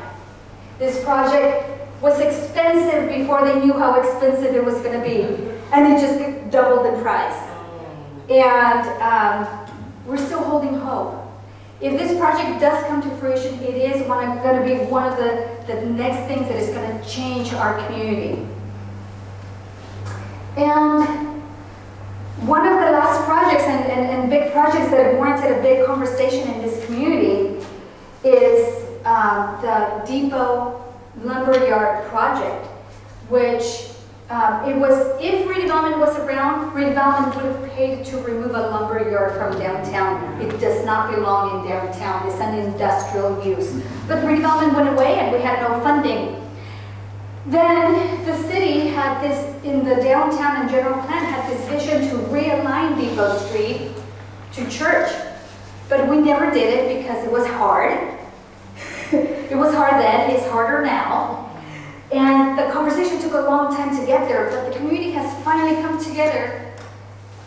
And it was painful, but the community has come together to allow that housing project to happen and the realignment of the street, and it's a public-private project. And it is going to change the way that the community center works. But as you can see, these are some of the latest renderings. It is going to create better pedestrian access, more defined pedestrian access, and allow us to execute one of the last big public works projects in downtown. We've done a lot of art. It's part of like, is it only jobs? No, it's also art, because the young creative minds want to come to interesting places and they want to see interesting stuff. And the spider, I only put the spider there, but we've done a whole bunch of other stuff. I put the spider there because people were so cranky. People were so cranky about the spider. I think in the paper somebody said, you should fire Edith Ramirez. I hate the spider. I think that went on the paper, and it's by someone that actually I think likes me quite a bit. But I think he was just trying to stir the pot. It's about the ecosystem. It's about creating interesting places. I will say this last thing about downtown. $25 million that we spend in public funds, over a dozen projects, and $130 million of private investment we've been able to attract. You should be incredibly proud of that. This renaissance that is happening in downtown is unheard of, and it has put us on the map, and everybody's paying attention.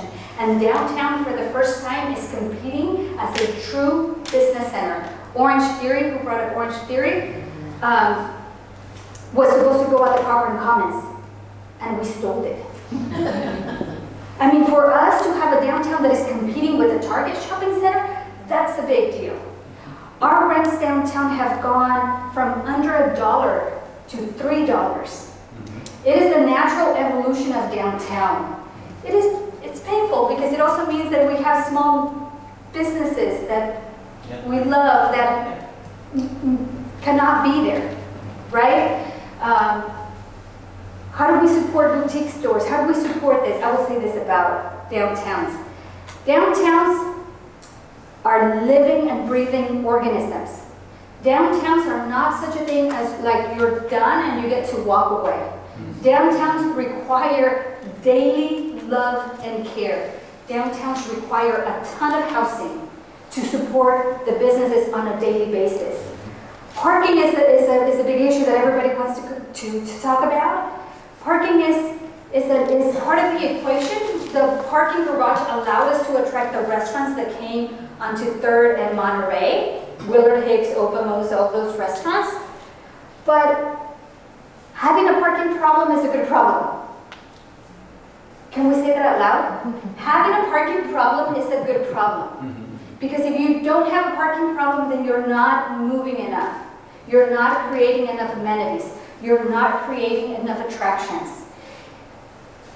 Having a parking strategy that requires people to walk is what's going to support the boutique stores in downtown. If you go to a restaurant and you get to park in front of Ladera and get out of your car, go have a wonderful salad, get back in the car and go home, did you walk across in front of another retail store? No. Having parking at strategic locations that is going to make you walk will support the boutique stores that you want to bring in. Restaurants are anchor tenants for us. We are getting to that place where we are reaching that crankiness level where we need to kind of figure out how to create and attract additional investment to build a new parking structure. But we don't have $10 million. And last week or last month when you talked about the budget, and you said, this is how we're doing with the budget, but we have this list of things that we need to, I don't know what we call it, liabilities, we call it unfunded needs. Do you remember how much that was of unfunded needs we had? Yeah. Does anybody remember the number? It's too big. How much? Wasn't it 5 million? It was higher than 5 million. I think that our paper might have said 7 million, right? But it didn't take into account a whole bunch of other stuff that we haven't even put in there because this is a morphing conversation. But there's other stuff, like if RDCS goes away, there's a whole bunch of other liabilities. There's other stuff that hasn't made it to the 7 million mark, not even a parking garage. And how much do we need for a parking garage? About, Didn't you just say 10? well, 10, that's what, I don't know how much did we invest, but it was acquiring the land and constructing it and then rebuild the retail. So we're gonna need a lot more money than what we've even shared at the last meeting. Okay. Downtown. Going once? No questions? Yeah. Yes, Miss Sally. How do we create more low-income housing? Because that was a conversation in the past, in the downtown area, or even near industrial empty buildings, or is that feasible? How do we get housing, affordable housing? I'm going to save that question for Leslie in 2 months, but thank you, Harjot.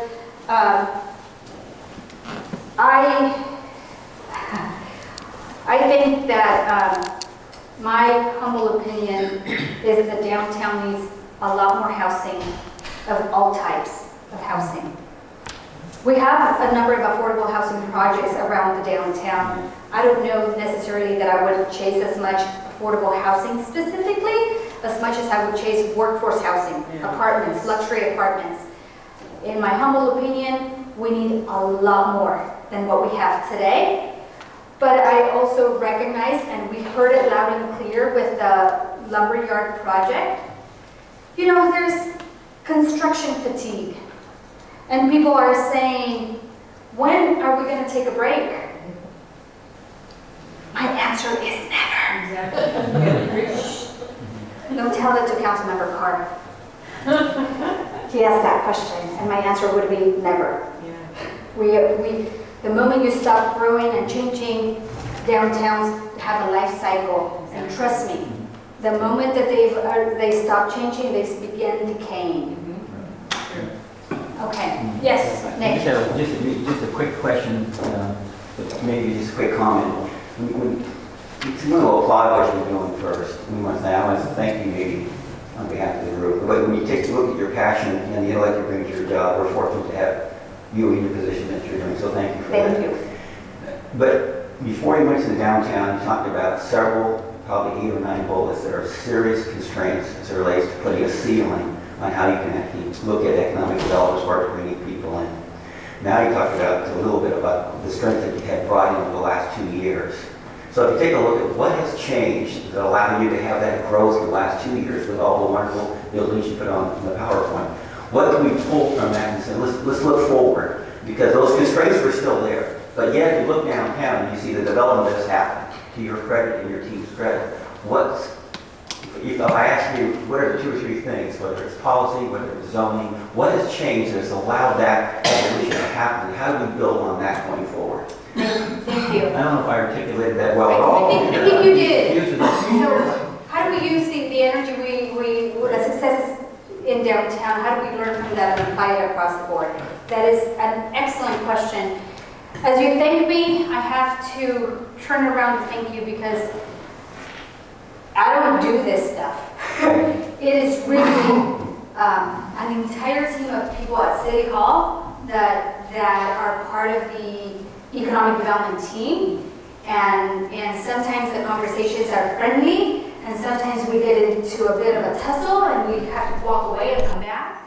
And it is through that exercise that we improve, but it's really the community that has come together to support this. This wouldn't have happened in downtown if the community did not allow it, right? It is a combination of things.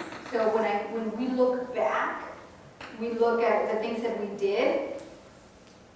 We went out and asked every expert, every retail expert, every downtown developer to come in and give us their take. We were asking the right people what's the opportunity. Sometimes we liked the answer, sometimes we didn't like it. We then brought the community together and we learned with them.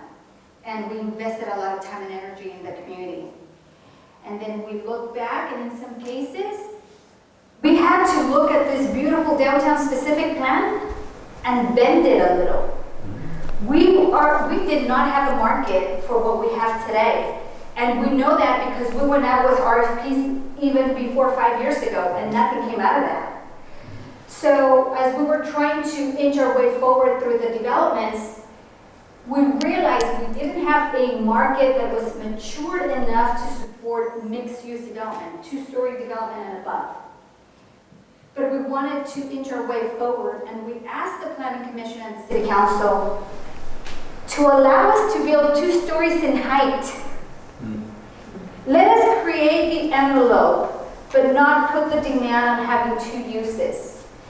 And that's what you see on the properties on 3rd and Monterey where the restaurants are. Those restaurants are 2 stories in height, but it's a single use.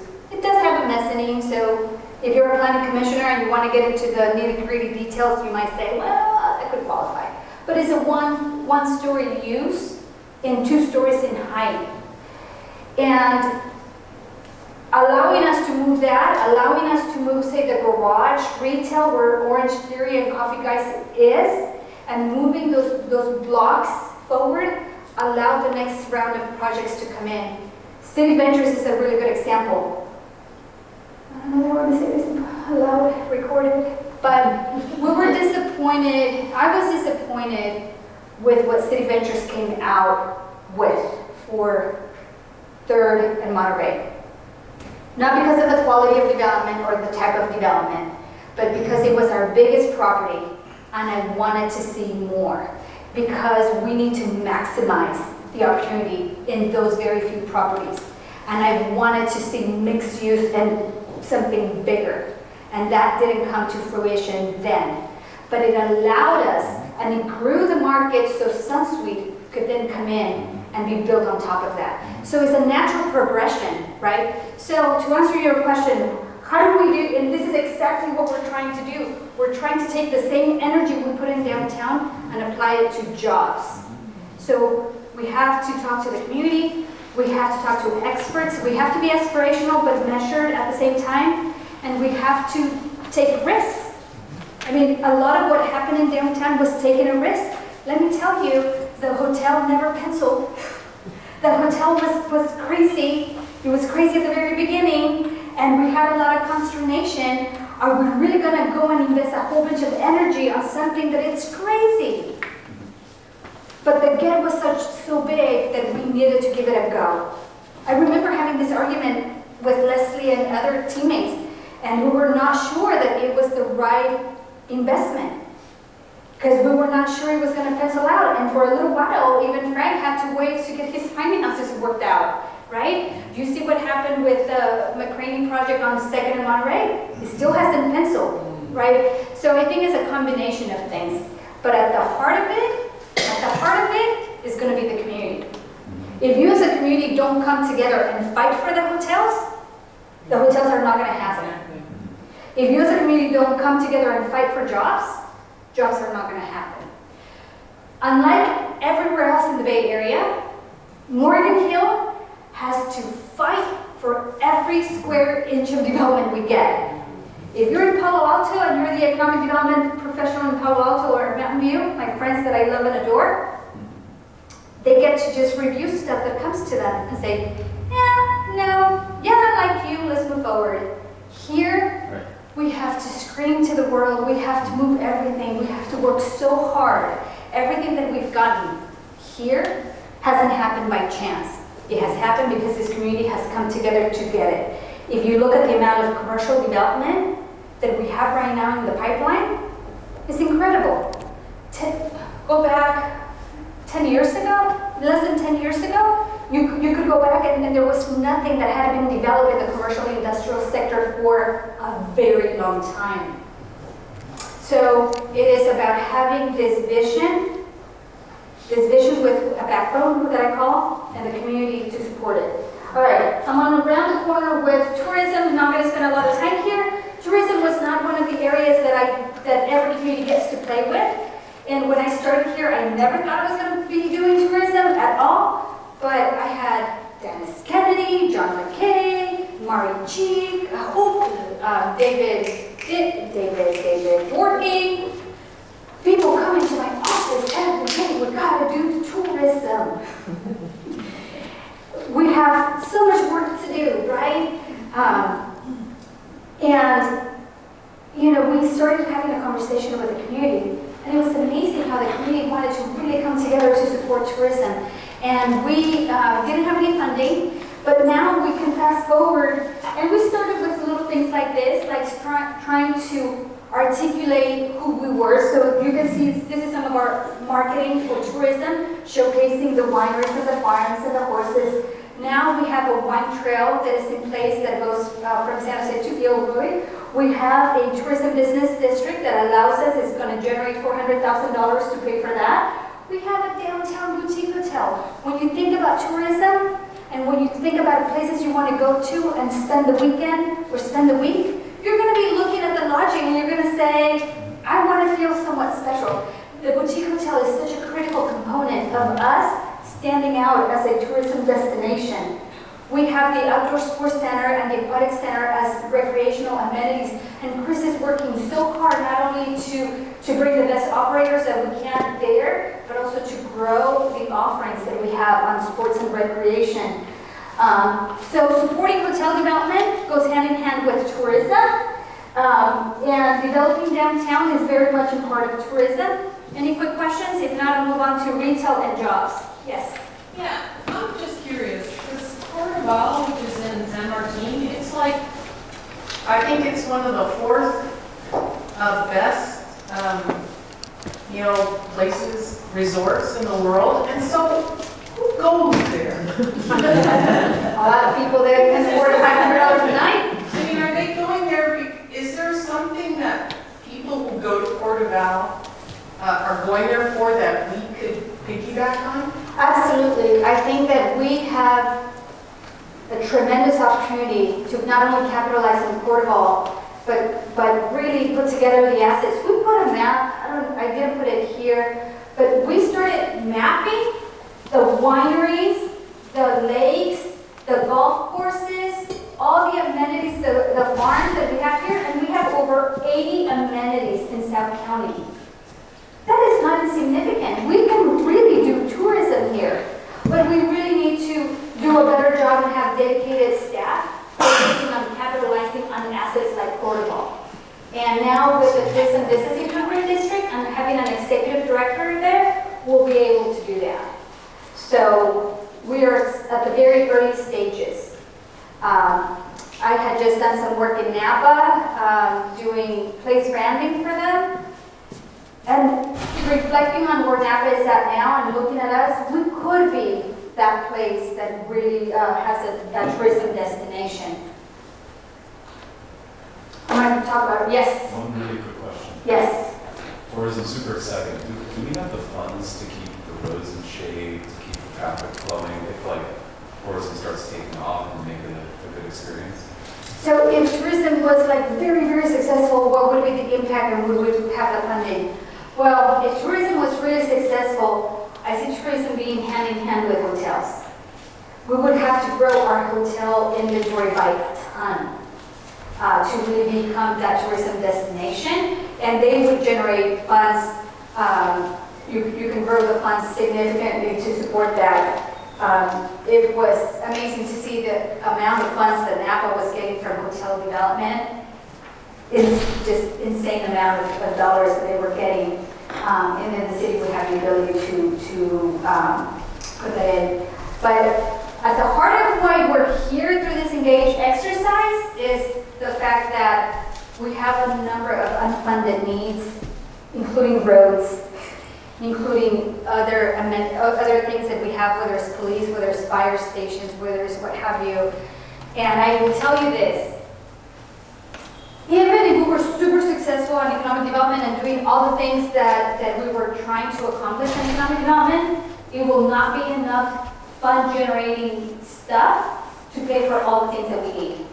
Economic development is not the solve-all things. It is a big component of the solution, but not everything. So I think the challenge for us as a community is to figure out how are we going to sustain our quality of life in the future. And that's why you're here. Retail. Okay, so let's talk about retail. I already kind of gave you the bad news that we're a small community. We share a trade area with other shopping centers. Yes? Because you've been talking for 2 hours, maybe we need to take a small break. Yes. Can we take a small break? And I know we are approaching the 11 o'clock hour, and we were supposed to go until 11:30. Can I do a check on you? Are you going to be able to stick around until 11:30? Because the good stuff on retail and jobs is coming. Let's take a 5-minute break. Is that okay? Thank you. Who was it? Somebody came to ask me, Edith, do we have incentives for companies? And have we lost a company for not having an incentive? And my answer is, no, we don't have incentives we don't have money to really offer companies.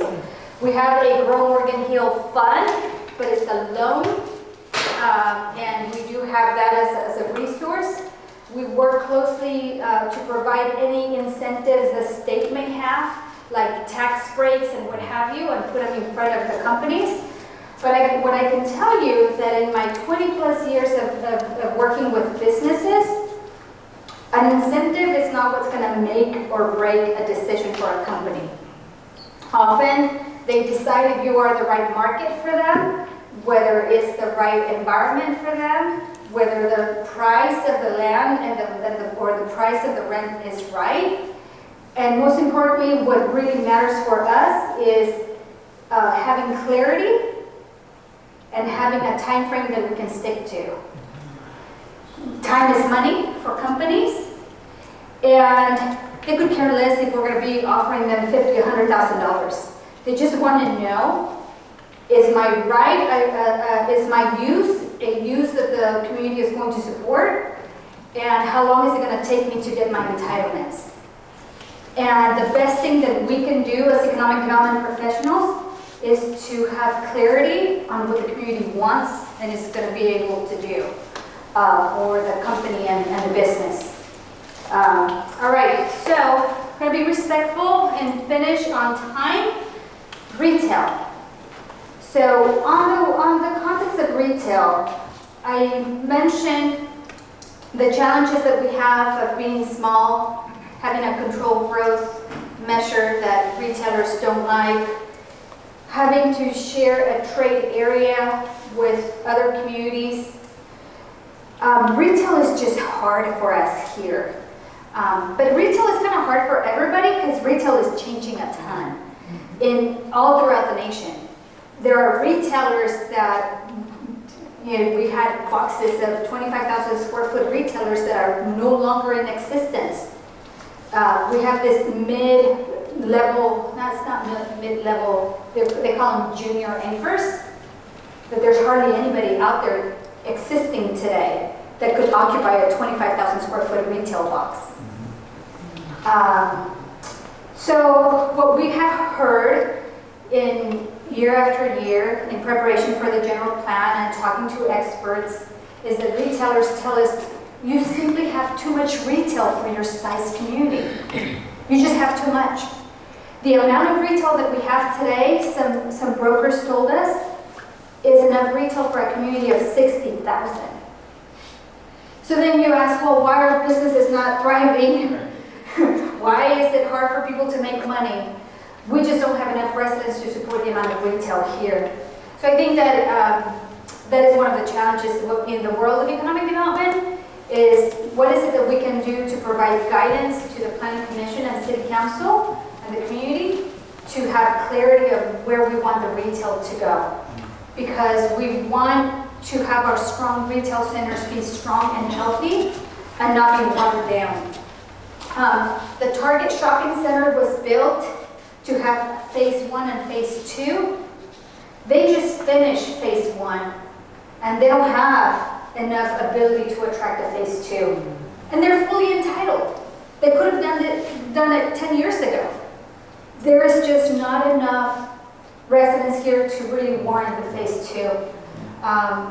We've had the Madrone Shopping Center where behind Spink's Coffee, that was supposed to be a grocery store, and we worked with that property owner for years and years, trying to get ourselves in front of different folks, an ability to get that moving. Finally, we got hotels to move, and the Council and Planning Commission, and now here we are.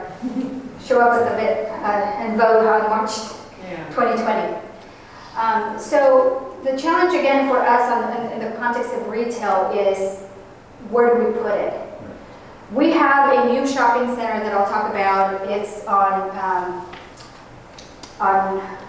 Butterfield and Cochrane. That big piece of property, 20 acres. There's a new shopping center coming into that area.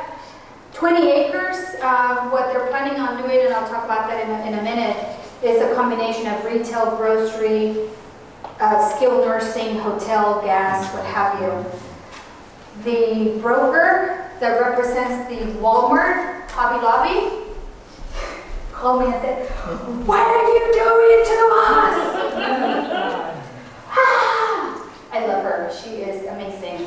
No, I really do. I really do. I love Dixie, but she gave me an earful and said, when you, Morgan Hill, when you approve the Target Shopping Center, you suck the life out of this shopping center. It has taken us this long to get up and rebuild, and we still have vacancies. And now you, city, are going to approve another shopping center next to us? What do you think is going to happen? So I think it's a really good question for us because I really do agree with her that we need to have clarity where we want the retail. Then I struggle because then I say, well, competition is good, and attracting new development to come in is good, and maybe, and this is happening across the nation, maybe some of the old aging shopping centers should move on to another life. Maybe we need to allow room for the new. And what's happening in other places is that you have shopping centers that then are more housing, what have you. So that's a conversation to be had. The city here tried to do that and kind of force the arm of the Morgan Hill Plaza Shopping Center where Ross is. This is when I started. It's part of a specific plan, and it's a big shopping center. It has Dollar Tree, Ross, and a whole bunch of other stuff. And then the city said, in our specific plan, we envision to be housing with some retail. And then the city said to incentivize the change, we said, for any retailer that wants to come in is going to have to get a special permit in that shopping center. You can scratch your head right now. So when I went to ICSC and I was calling all the shopping center owners and reps, and I met with them. And I said, hey, I'm from Morgan Hill, I want to meet you, I want to talk to you, da da da. Oh, he scheduled the appointment with me, and he gave me an earful and said, the city did this to us. We are a shopping center, and now the city is making us jump through hoops to just allow our basic retailer to go in there. What are you thinking? You know what that has done to me? I've decided not to spend any money in this shopping center. So since then, I haven't striped, I haven't painted, I haven't done anything. And you better go and fix that. And so it was really interesting because we were having really good intentions. We were trying to allow the shopping center to evolve into something better. But it kind of backfired on us. So for me, it's an interesting conversation, the policies and rules, and sometimes we get it right and sometimes we don't, right? And sometimes you think you can force the market, but sometimes you don't. So retail is just a really difficult thing for us. I have some slides here that I want to show you. These are the demographics. Just a quick question, because on that slide, I may not understand it well enough, but on one of the reports, it talks about retail leakage. Yes. But what you're talking about is we're over retail, so I'm having a hard time understanding that divide. If we have retail leakage, with the exception of transportation, how can we be over retail at the same time? Excellent question. I will answer that. That's a really good question, but I'll wait to answer that. So these are the demographics. These are sort of the things that retailers look at when they look at your community. How big are you? What are the incomes? Stuff like this. These are actually not the demographics that I use. I kind of beef them up a bit. No, that's not true. That is not true. Retailers don't look at geographical boundaries. They look at miles traveled. So the demographics that I use is based on a 10-mile radius. So because the retailer could care less whether the city moved from this to that. They just want to know in 10 miles, in a 10-mile radius, what is your income, how many people, so on and so forth. So again, these are more specific to us, but I use slightly different ones. But most importantly, retail is funny. Retailers know more about you than you know about yourself. Every time you run that credit card, every time you buy that latte at Starbucks, every time you go online shopping, they are sizing you up and they're studying you like you have no idea. They know what you like, they know what you don't like, they know what motivates you, they understand your behavior. And with psychographics, retailers make decisions on where they want to go because they understand if you are a consumer for them. And as an example, I'm going to tell you about the psychographics of Morgan Hill. I have to read this stuff.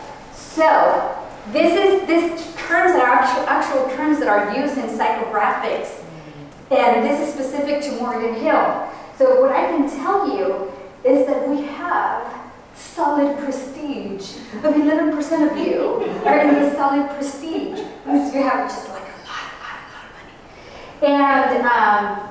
And 24% top wealth. 26, the biggest percentage is in affluent households. And here's a description of income is high high, with nearly 80% of the group earning $100,000 or more, and 45% of that group earning over $150,000. These people, this household, have personal computers, camcorders, video games, cell phones. Households focus on college savings and life insurance. Over 500,000. They know all of that about you. Right? Isn't that crazy? So sales tax, retail leakage, we have too much retail. This is a breakdown of the actual sales tax that we get by category. So we have this big categories, they're actually big buckets, and then inside of them they break into other ones. What you should take away from here is that if you combine auto, transportation, and gas, it is the biggest single source of sales tax for us. Should that worry you? Yes. But it is what it is. It's our DNA. It's where we're at. It is where our retail dynamic is today, by either geographic conditions or by choices that we've made. But if there's a recession, we will get a hit. The other thing that I will tell you is that in the world of trying to diversify the tax base and kind of have a really good balance, our business-to-business tax, this is businesses making widgets and selling them to another business, should be higher. Should be higher. I had a graph that I was going to bring and I didn't include it, but it actually showed this quarter versus last quarter on business-to-business tax, and there was a big drop from last year. And there was another graph that I was going to show you that also showed internet sales and the trajectory of internet sales. And well, we're still our graph is still going up on actual sales. Internet sales continues to grow. And what does that mean? So what does that mean is that if you buy something online, it goes to this, eventually we get a portion of the sales tax, but it goes through this big pool, and then they allocate a certain percentage to us. What it really means is that we don't get the full 1% of sales tax that belongs to us. We get like less than half of that by the time it goes through the pool. So how you make your shopping choices affects your community. How you choose to shop online versus getting in the car to go to Target or a boutique shop downtown affects your community, because that is sales tax that is not coming to us. It also means that that retailers need to evolve.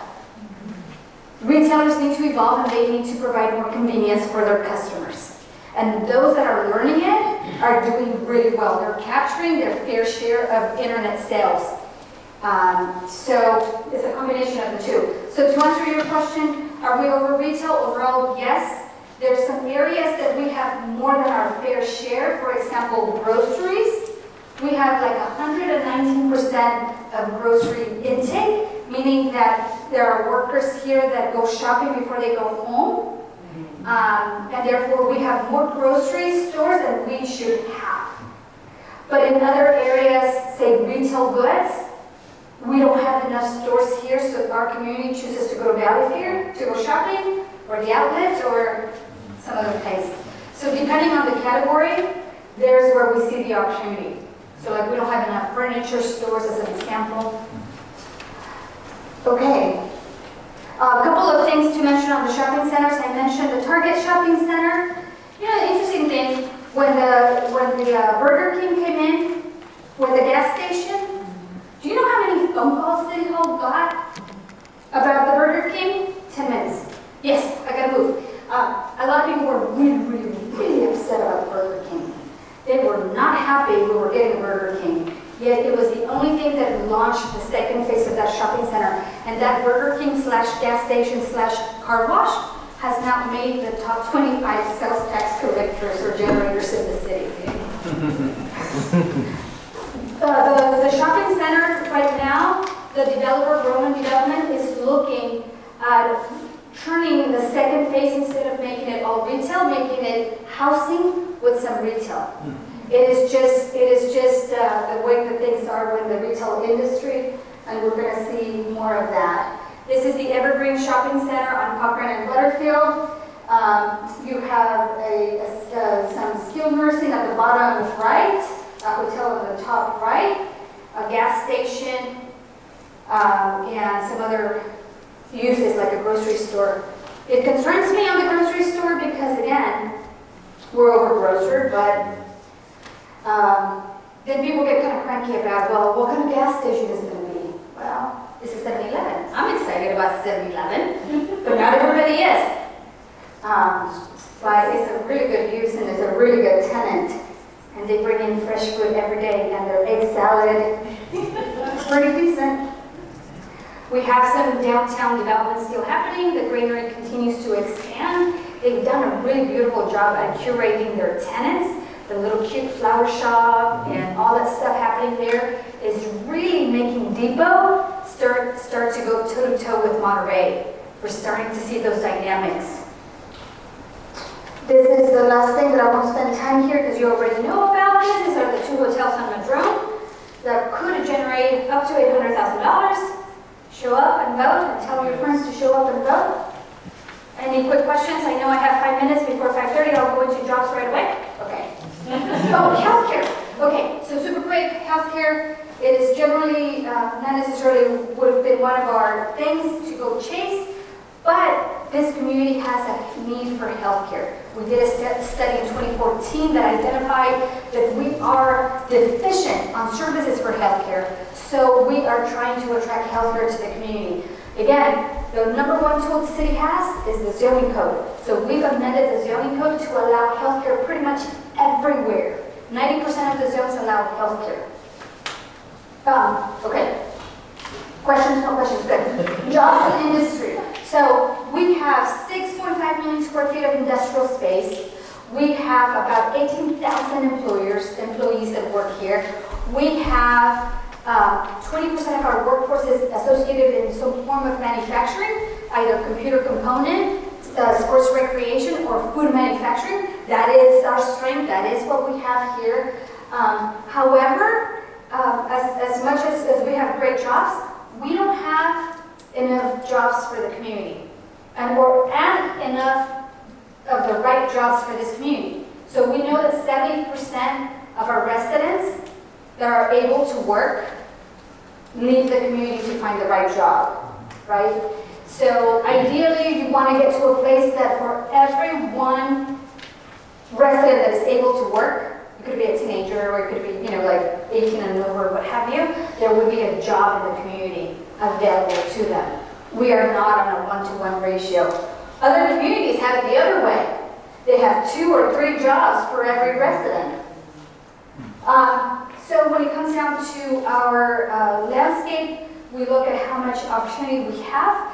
I think of our industrial areas and commercial areas as the retirement fund for the city, right? It is the most important real estate property that you have that is going to generate revenue for you, for the services, for the community. And when we look at what we have left, we actually don't have a lot. We have a total of available 180 acres of commercial and industrial land available today. So we've been studying how we've been depleting the industrial availability. Some of it has gone to housing. And the last study that we did, which was more than 5 years ago, said that we only have about 18 to 48 years of available employment land for future development. We're going to engage in a new study right now and find out what the new number is, but I expect that it's going to be lower than that. Again, we try and work hard to create policies that are going to allow companies to come in here. And I think it's been working. I think we're moving the needle. And I'm going to run quickly through some of the projects. We have Shoe Palace that is doing a 500,000 square foot expansion on Jarvis. Grading is underway. We have GSA, a company out of Fremont that does the wire harnesses for the Teslas and the Tesla chargers and other stuff. They play in other industries. They came in, they took the Alien building on Butterfield, and as soon as they came in, they decided that they were going to expand and build a 40,000 square foot facility next door. This project is a 60-acre vacant land on Butterfield that has been entitled for a combination of housing and industrial. It was owned by Defco West. It just sold to Braddock and Logan. And Braddock and Logan is mostly a residential developer, but they are coming in and they're building the housing units, which is 383 housing units, I want to say. And they're building the basic infrastructure for the industrial part of the development. No tenants there yet, but they're going to build in the infrastructure and the park. We have a building, a speculative building that Tennis Scatter Development got approved and entitled by the city on Madrone. It is about 30,000 square feet. And I hear that conversations with the local company that is expanding by now probably have already solidified and they already have a tenant. Applied Motions is a company, they make little motors for different uses, and they're expanding here. They're relocating from Watsonville. They're going to build a facility of 48,000 square feet. This is on the Madrone Parkway area. Carpenters Training Center is one of our existing uses that needs more room to grow and expand, and they're building a brand new facility of 55,000 square feet.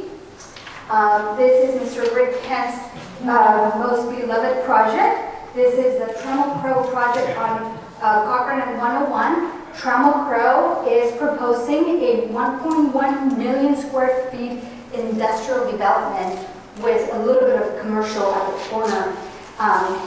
This project has created a lot of tensions in the community because there's this notion that it's going to be a truck stop. There's a concern that it's just going to be nothing but a fulfillment center. And while we're still going through the process, I have said and will say, one, this is never going to be a truck stop because this community will never allow it to be.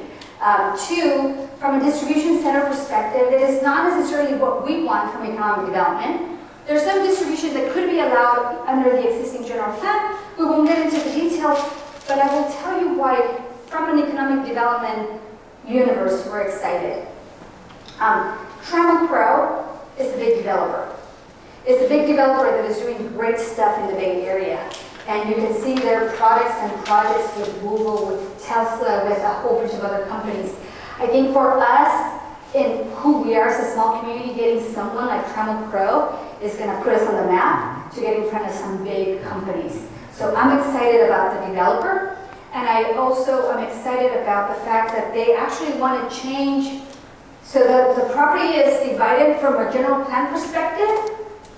30 acres is commercial, 30 acres is industrial, and they want to change the commercial to industrial. They're going to leave 3 acres, but they want to change the commercial to industrial, and why I'm excited about that is because it's going to give us a better chance at getting the jobs that we want.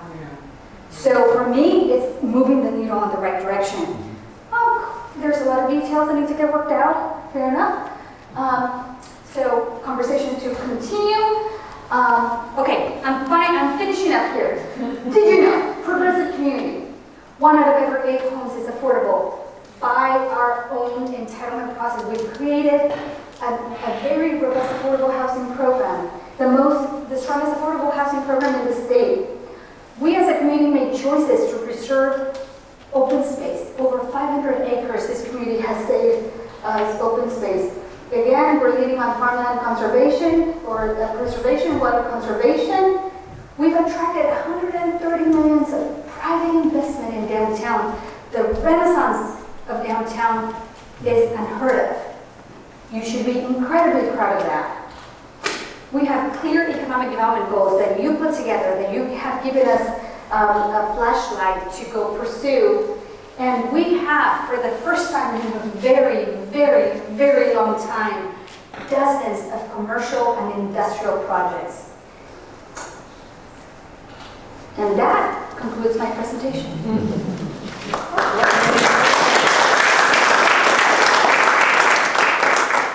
One question. The DePaul Medical Center there, just with respect to all the development going on, what is going to, do you know anything? Yes, so that's a good question. He's asking about the DePaul Center, and I'm shopping around for handouts that you may have, that you might have picked. the front, we are hosting, this is brand new off the printer as of yesterday. Actually, not all of this is completely 100% vetted. I think I even said that I'm doing an event at Portable. They don't know that yet. But we're going to be hosting a number of community conversations. One of them specifically is going to be on healthcare. So we can have that conversation, and we're inviting the county, the head of the hospitals to come here and be here. We're inviting Kaiser to be here and other healthcare providers that are expanding to come and talk to us. That's going to be a lunch conversation that is going to happen on November 7th.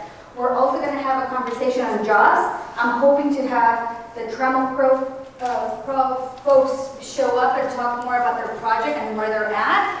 The new company that is taking over the Kettle Cuisine property is going to be there, some of their brokers. So take a look at this flyer, and like I said, it's still kind of cooking, but at least put it on your calendar, and soon enough next week I'll have an actual RSVP link where people can RSVP to that. They're at the entrance. And if you forget, just go to ChooseMorganHill /speaker series.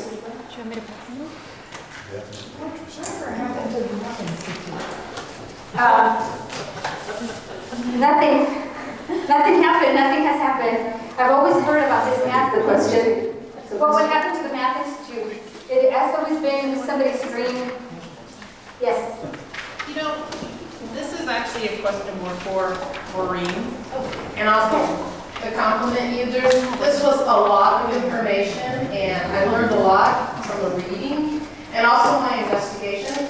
But I'm wondering if we're spending too much time listening to presentations and not enough time talking to each other. Because I know there's a lot of experience people have, like, I only know you as Mrs. State. But, you know, I would like to hear people's ideas and reactions to all the things that we're learning, and also to understand what people are researching. And so I'm thinking too much listening to presentations. Okay, I think that's a valid point. We do want you to listen. We also want you to talk. So now we have compiled a list of the people who pretty much have let us know they want to be a part of this group solidly going forward. We've had a few people fluctuating in and out, and that's fine. And this is open to the community if we have others. So you now have a list that includes everyone's names, their email addresses, their phone numbers. I do encourage you to have some conversations separate from this. If it is the group's desire, we can certainly make time to just have like an open forum with no set presentation and just conversation, and get the right people together so that if there are questions, they can be answered, but just leave it very open. We know we need to cover some specific material to make sure that this group can help inform the rest of the community, and we're sharing the same information out with others. So it's a balance, but I agree with you. And so if it is the group's desire to have a few open forums, we'll need to add those in addition to the Saturdays we've already, but maybe that's a Thursday evening. Maybe it's just an hour at a time rather than 2 hours. And I want to say that the upcoming speaker series will also allow the community to engage. If I figure this out correctly, which again is still cooking in my head, but if I can acquire some funding from folks that want to support the speaker series, not only would we have an opportunity for questions and answers with this retail and jobs experts and what have you, but also host a networking session with some wine and some appetizers or dessert afterwards. So that's my hope. I don't know, and beer. I don't know, but this was my intention, was actually to have a conversation and hear from you, and after the 2.5 hours to say, what's your takeaway? I wanted to hear from you. When you walk away, what are you thinking? No, thank you again for coming. That's a great idea. And one idea that's worked well for me and where I work is actually having a way to submit questions ahead of time too, so that the speaker can actually know what some of the ideas coming in might be, the things that they can address, and maybe prioritize in how they do like hours and hours of amazing content. So maybe that's something we could work on. Yeah, absolutely. We did do that in relation to the budget presentation, And we didn't get very many. We got one person who submitted many, and but we can definitely do that. And so going forward, we'll make sure we ask you for any of your questions for the upcoming presentation. Do you want to share your takeaway, one takeaway? Go around the room super quickly?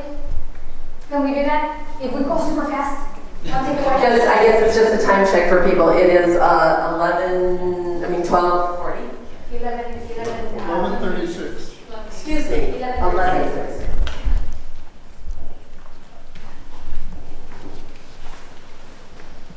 I think one big takeaway is we have a lot to do, but we don't have the money to do it. And that's going to be an issue for us. We're eating into the reserves, and if you look at it going over time, we're going to be in deep trouble in a couple of years. Thank you, Mr. Sullivan. If you want to pass it just around the tables.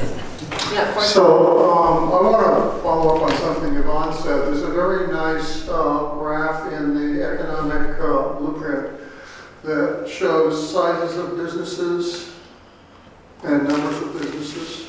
And if you do the totals, half of our employees are in the less than 50 businesses, and the other half are 50 to 100 plus, depending on what the upper range is. And you mentioned downtown rents, and it's sad that, businesses we love are going away. We have in the general plan a goal to have neighborhoods serving businesses, and yet you talk about being over-retailed.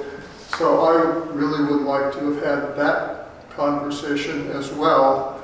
You did a wonderful job. Unfortunately, I've stumbled over most of this over the last 8 years. Except for these individual projects. But there's a whole other piece of this for looking at it from the community side to condition what the economic development people do. Yeah, I was encouraged to see some of the development because as much as you guys do, the economy is what it's all about. And it is still so expensive for somebody to come and develop something and get the rents to make it justified. We see it every day in my line of work. So it's nice to see that there is activity going on, and this is a great forum to learn what's happening, and there are some things we can do and some things we can't. Yeah, I guess the only thing I'd say is we certainly support economic development, and we want the right kind of businesses to come in here. We are looking at a 225,000 square foot building right now, but that's a $60 million project. I mean, it's a lot of money. And one of our keys is speed. So certainly getting things through the city fast would be helpful. Thank you.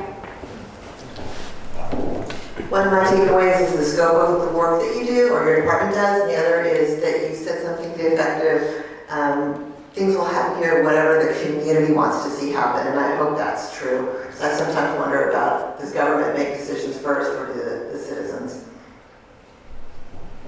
I would really encourage, whenever possible, to look for opportunities to educate the community. I kind of flowed in and out over the years of involvement. But things like what the internet sales are doing to retail is a very real component of what makes sense to build. Things like restaurants, hair salons, this type of thing you can't get on the internet.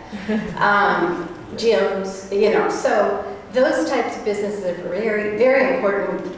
But retail, you hear people say, gosh, I wish we had a Whole Foods. We know now why we don't have a Whole Foods. But there are so many components that education of the public, I think, is just so important. Thank you. Join us for the speaker series. Thank you. I will. And we haven't given up on Whole Foods. So I learned through my work that it takes 6 no's to get to a yes. We're only at 3 with them. Okay, keep going. One of my concerns is there are over 40,000 residents. Out of that, at the most 40 people show up here, and most of us are gray hair like me. Now, how do you get this kind of message in detail to the people who don't seem to have time, but they are the Maybe gainers and they go Monday through Friday at least, and then Saturday they take the kids to their soccer game or whatever it is. And we have to get that kind of a message in detail to that level. Otherwise, I can go and talk to my son or daughter who lives here, but they are not getting the message. The only thing people like me hear is, oh, tax is going up. And the narrative is more negative than positive goes to them. So we have to find, probably more forum where we can draw those kind of people. Okay, that is my thought on. Very good point, thank you. I'm glad to see that your focus on retail is bigger than boutique retail shops. I think tourism and boutique go together, but that's a different story. I'd like to echo what these two have said, and perhaps in the Morgan Hill Life paper, there can be somebody, I would see somebody from this group writing an article enumerating what has been learned and said at each of these sessions to try to get more information out, rather than the city writing it, but this group to be writing it, because I think there might be more listening to that. That's a good point. You gonna do it, Jennifer? Oh, I have an idea. So I just want to repeat what Roger said about the median age being 38 or something from the presentation. That I don't think that's represented in the advisory group we have right now. So I don't know how do we get those people involved, because it's basically their future. Thank you. Yeah. We need to figure that out.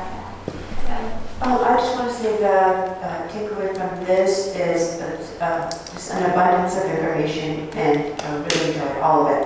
But the takeaway for me is at the very end when you left the best for last, where we're moving forward in a positive way.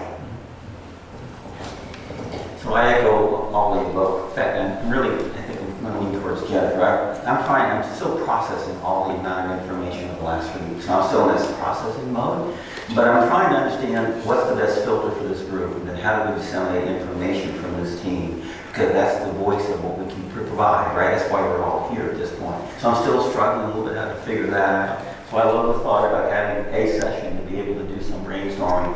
I do think we have to actually put some strategy together to facilitate that correctly, so we actually have a return for that day as well. But I like Jennifer's thought, and I think that as we think through here, if we could provide maybe some of those key takeaways in each session and some messaging that goes with that, that allows us a little bit of guidance on how best to actually communicate outside of this room, and then potentially establishing some campaign using this voice as a way to be able to complement the city's efforts. I think is helpful, because that's one of the reasons I think we're all here. So I wish I don't have more answers today. I'm still processing some of this.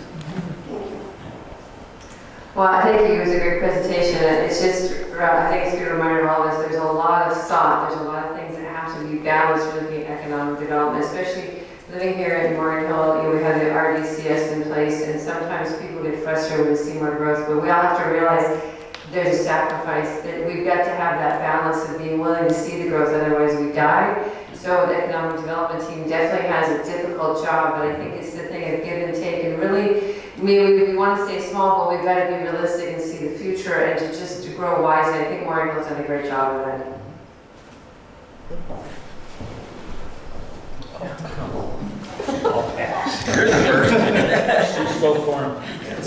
One of my takeaways, really, I learned a lot more about why we have certain retail that we don't have in other places. And I'll be flat, one of the reasons I chose, and I've only been living here for almost 2 years now, is downtown. I fell in love with downtown, so congratulations. You guys did a great job. That's one of the reasons I'm walking distance from it, and it's a weekly activity for me and my family. So just love being here at the period that we're going to be growing, because I want to be part of that. So thank you. I just want to say that over the years since I've lived in Morgan Hill, there's been lots and lots of periods where people's input has been requested. And it is very hard when you're a parent and you have a growing family to set aside time on the weekends to go to places like this. And so I just want to reiterate is that we're all here, we all have different viewpoints, and that I think that, you know, we talk to our friends, we talk to our friends. And so I just think that the people here, we have to take seriously our responsibilities to elaborate on our viewpoints of how Morgan Hill should grow and everything. And I trust the fact that the city will take our input and run with it, because they've done it in the past, and our community is really nice as a result. Hi, I've been interested in Morgan Hill since 1970, so this is all more of the same, but I agree with Yvonne. I agree with Bob too, and the rest of everyone said things. I wish you guys were my husband.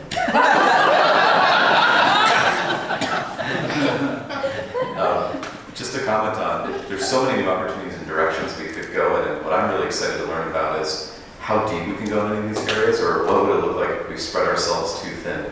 Because you reiterated several times that there's gaps between everything we want to do and what we economically can actually achieve. And so what does success look like, and what does spreading ourselves too thin look like at the same time? Because there's so many different things we could do. Everybody's comments were wonderful.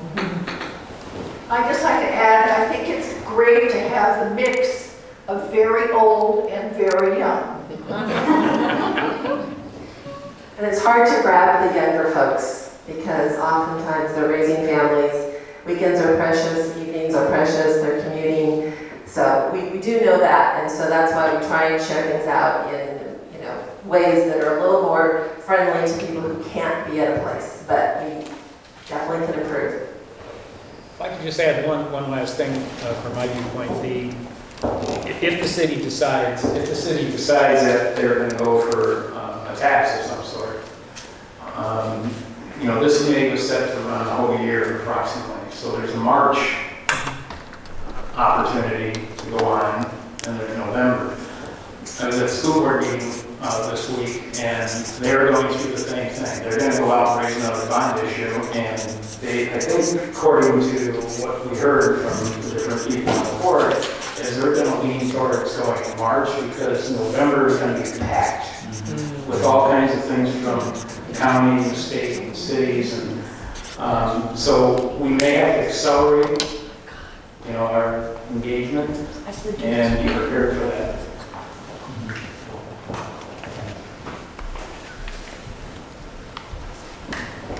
Good point, Brian. Anything else? Thank you. I just want to say thank you. I've enjoyed being with you this morning. I'm taking to heart the comments that you've made, but we need to get the conversation out to the community. So above and beyond the speaker series, I'm going to think about how do we make ourselves available for a more in-depth conversation. So I'm excited about the ideas that came together today, which is let you guys come together without a session to just figure out how you start conveying this information out to the community. I think that is the right direction. I agree. I'll be sending you some thoughts on how we can do that very quickly. Have an awesome rest of the weekend. Thank you so much. We sincerely appreciate giving you your time, your talent, your ability here with us. It truly does make a difference.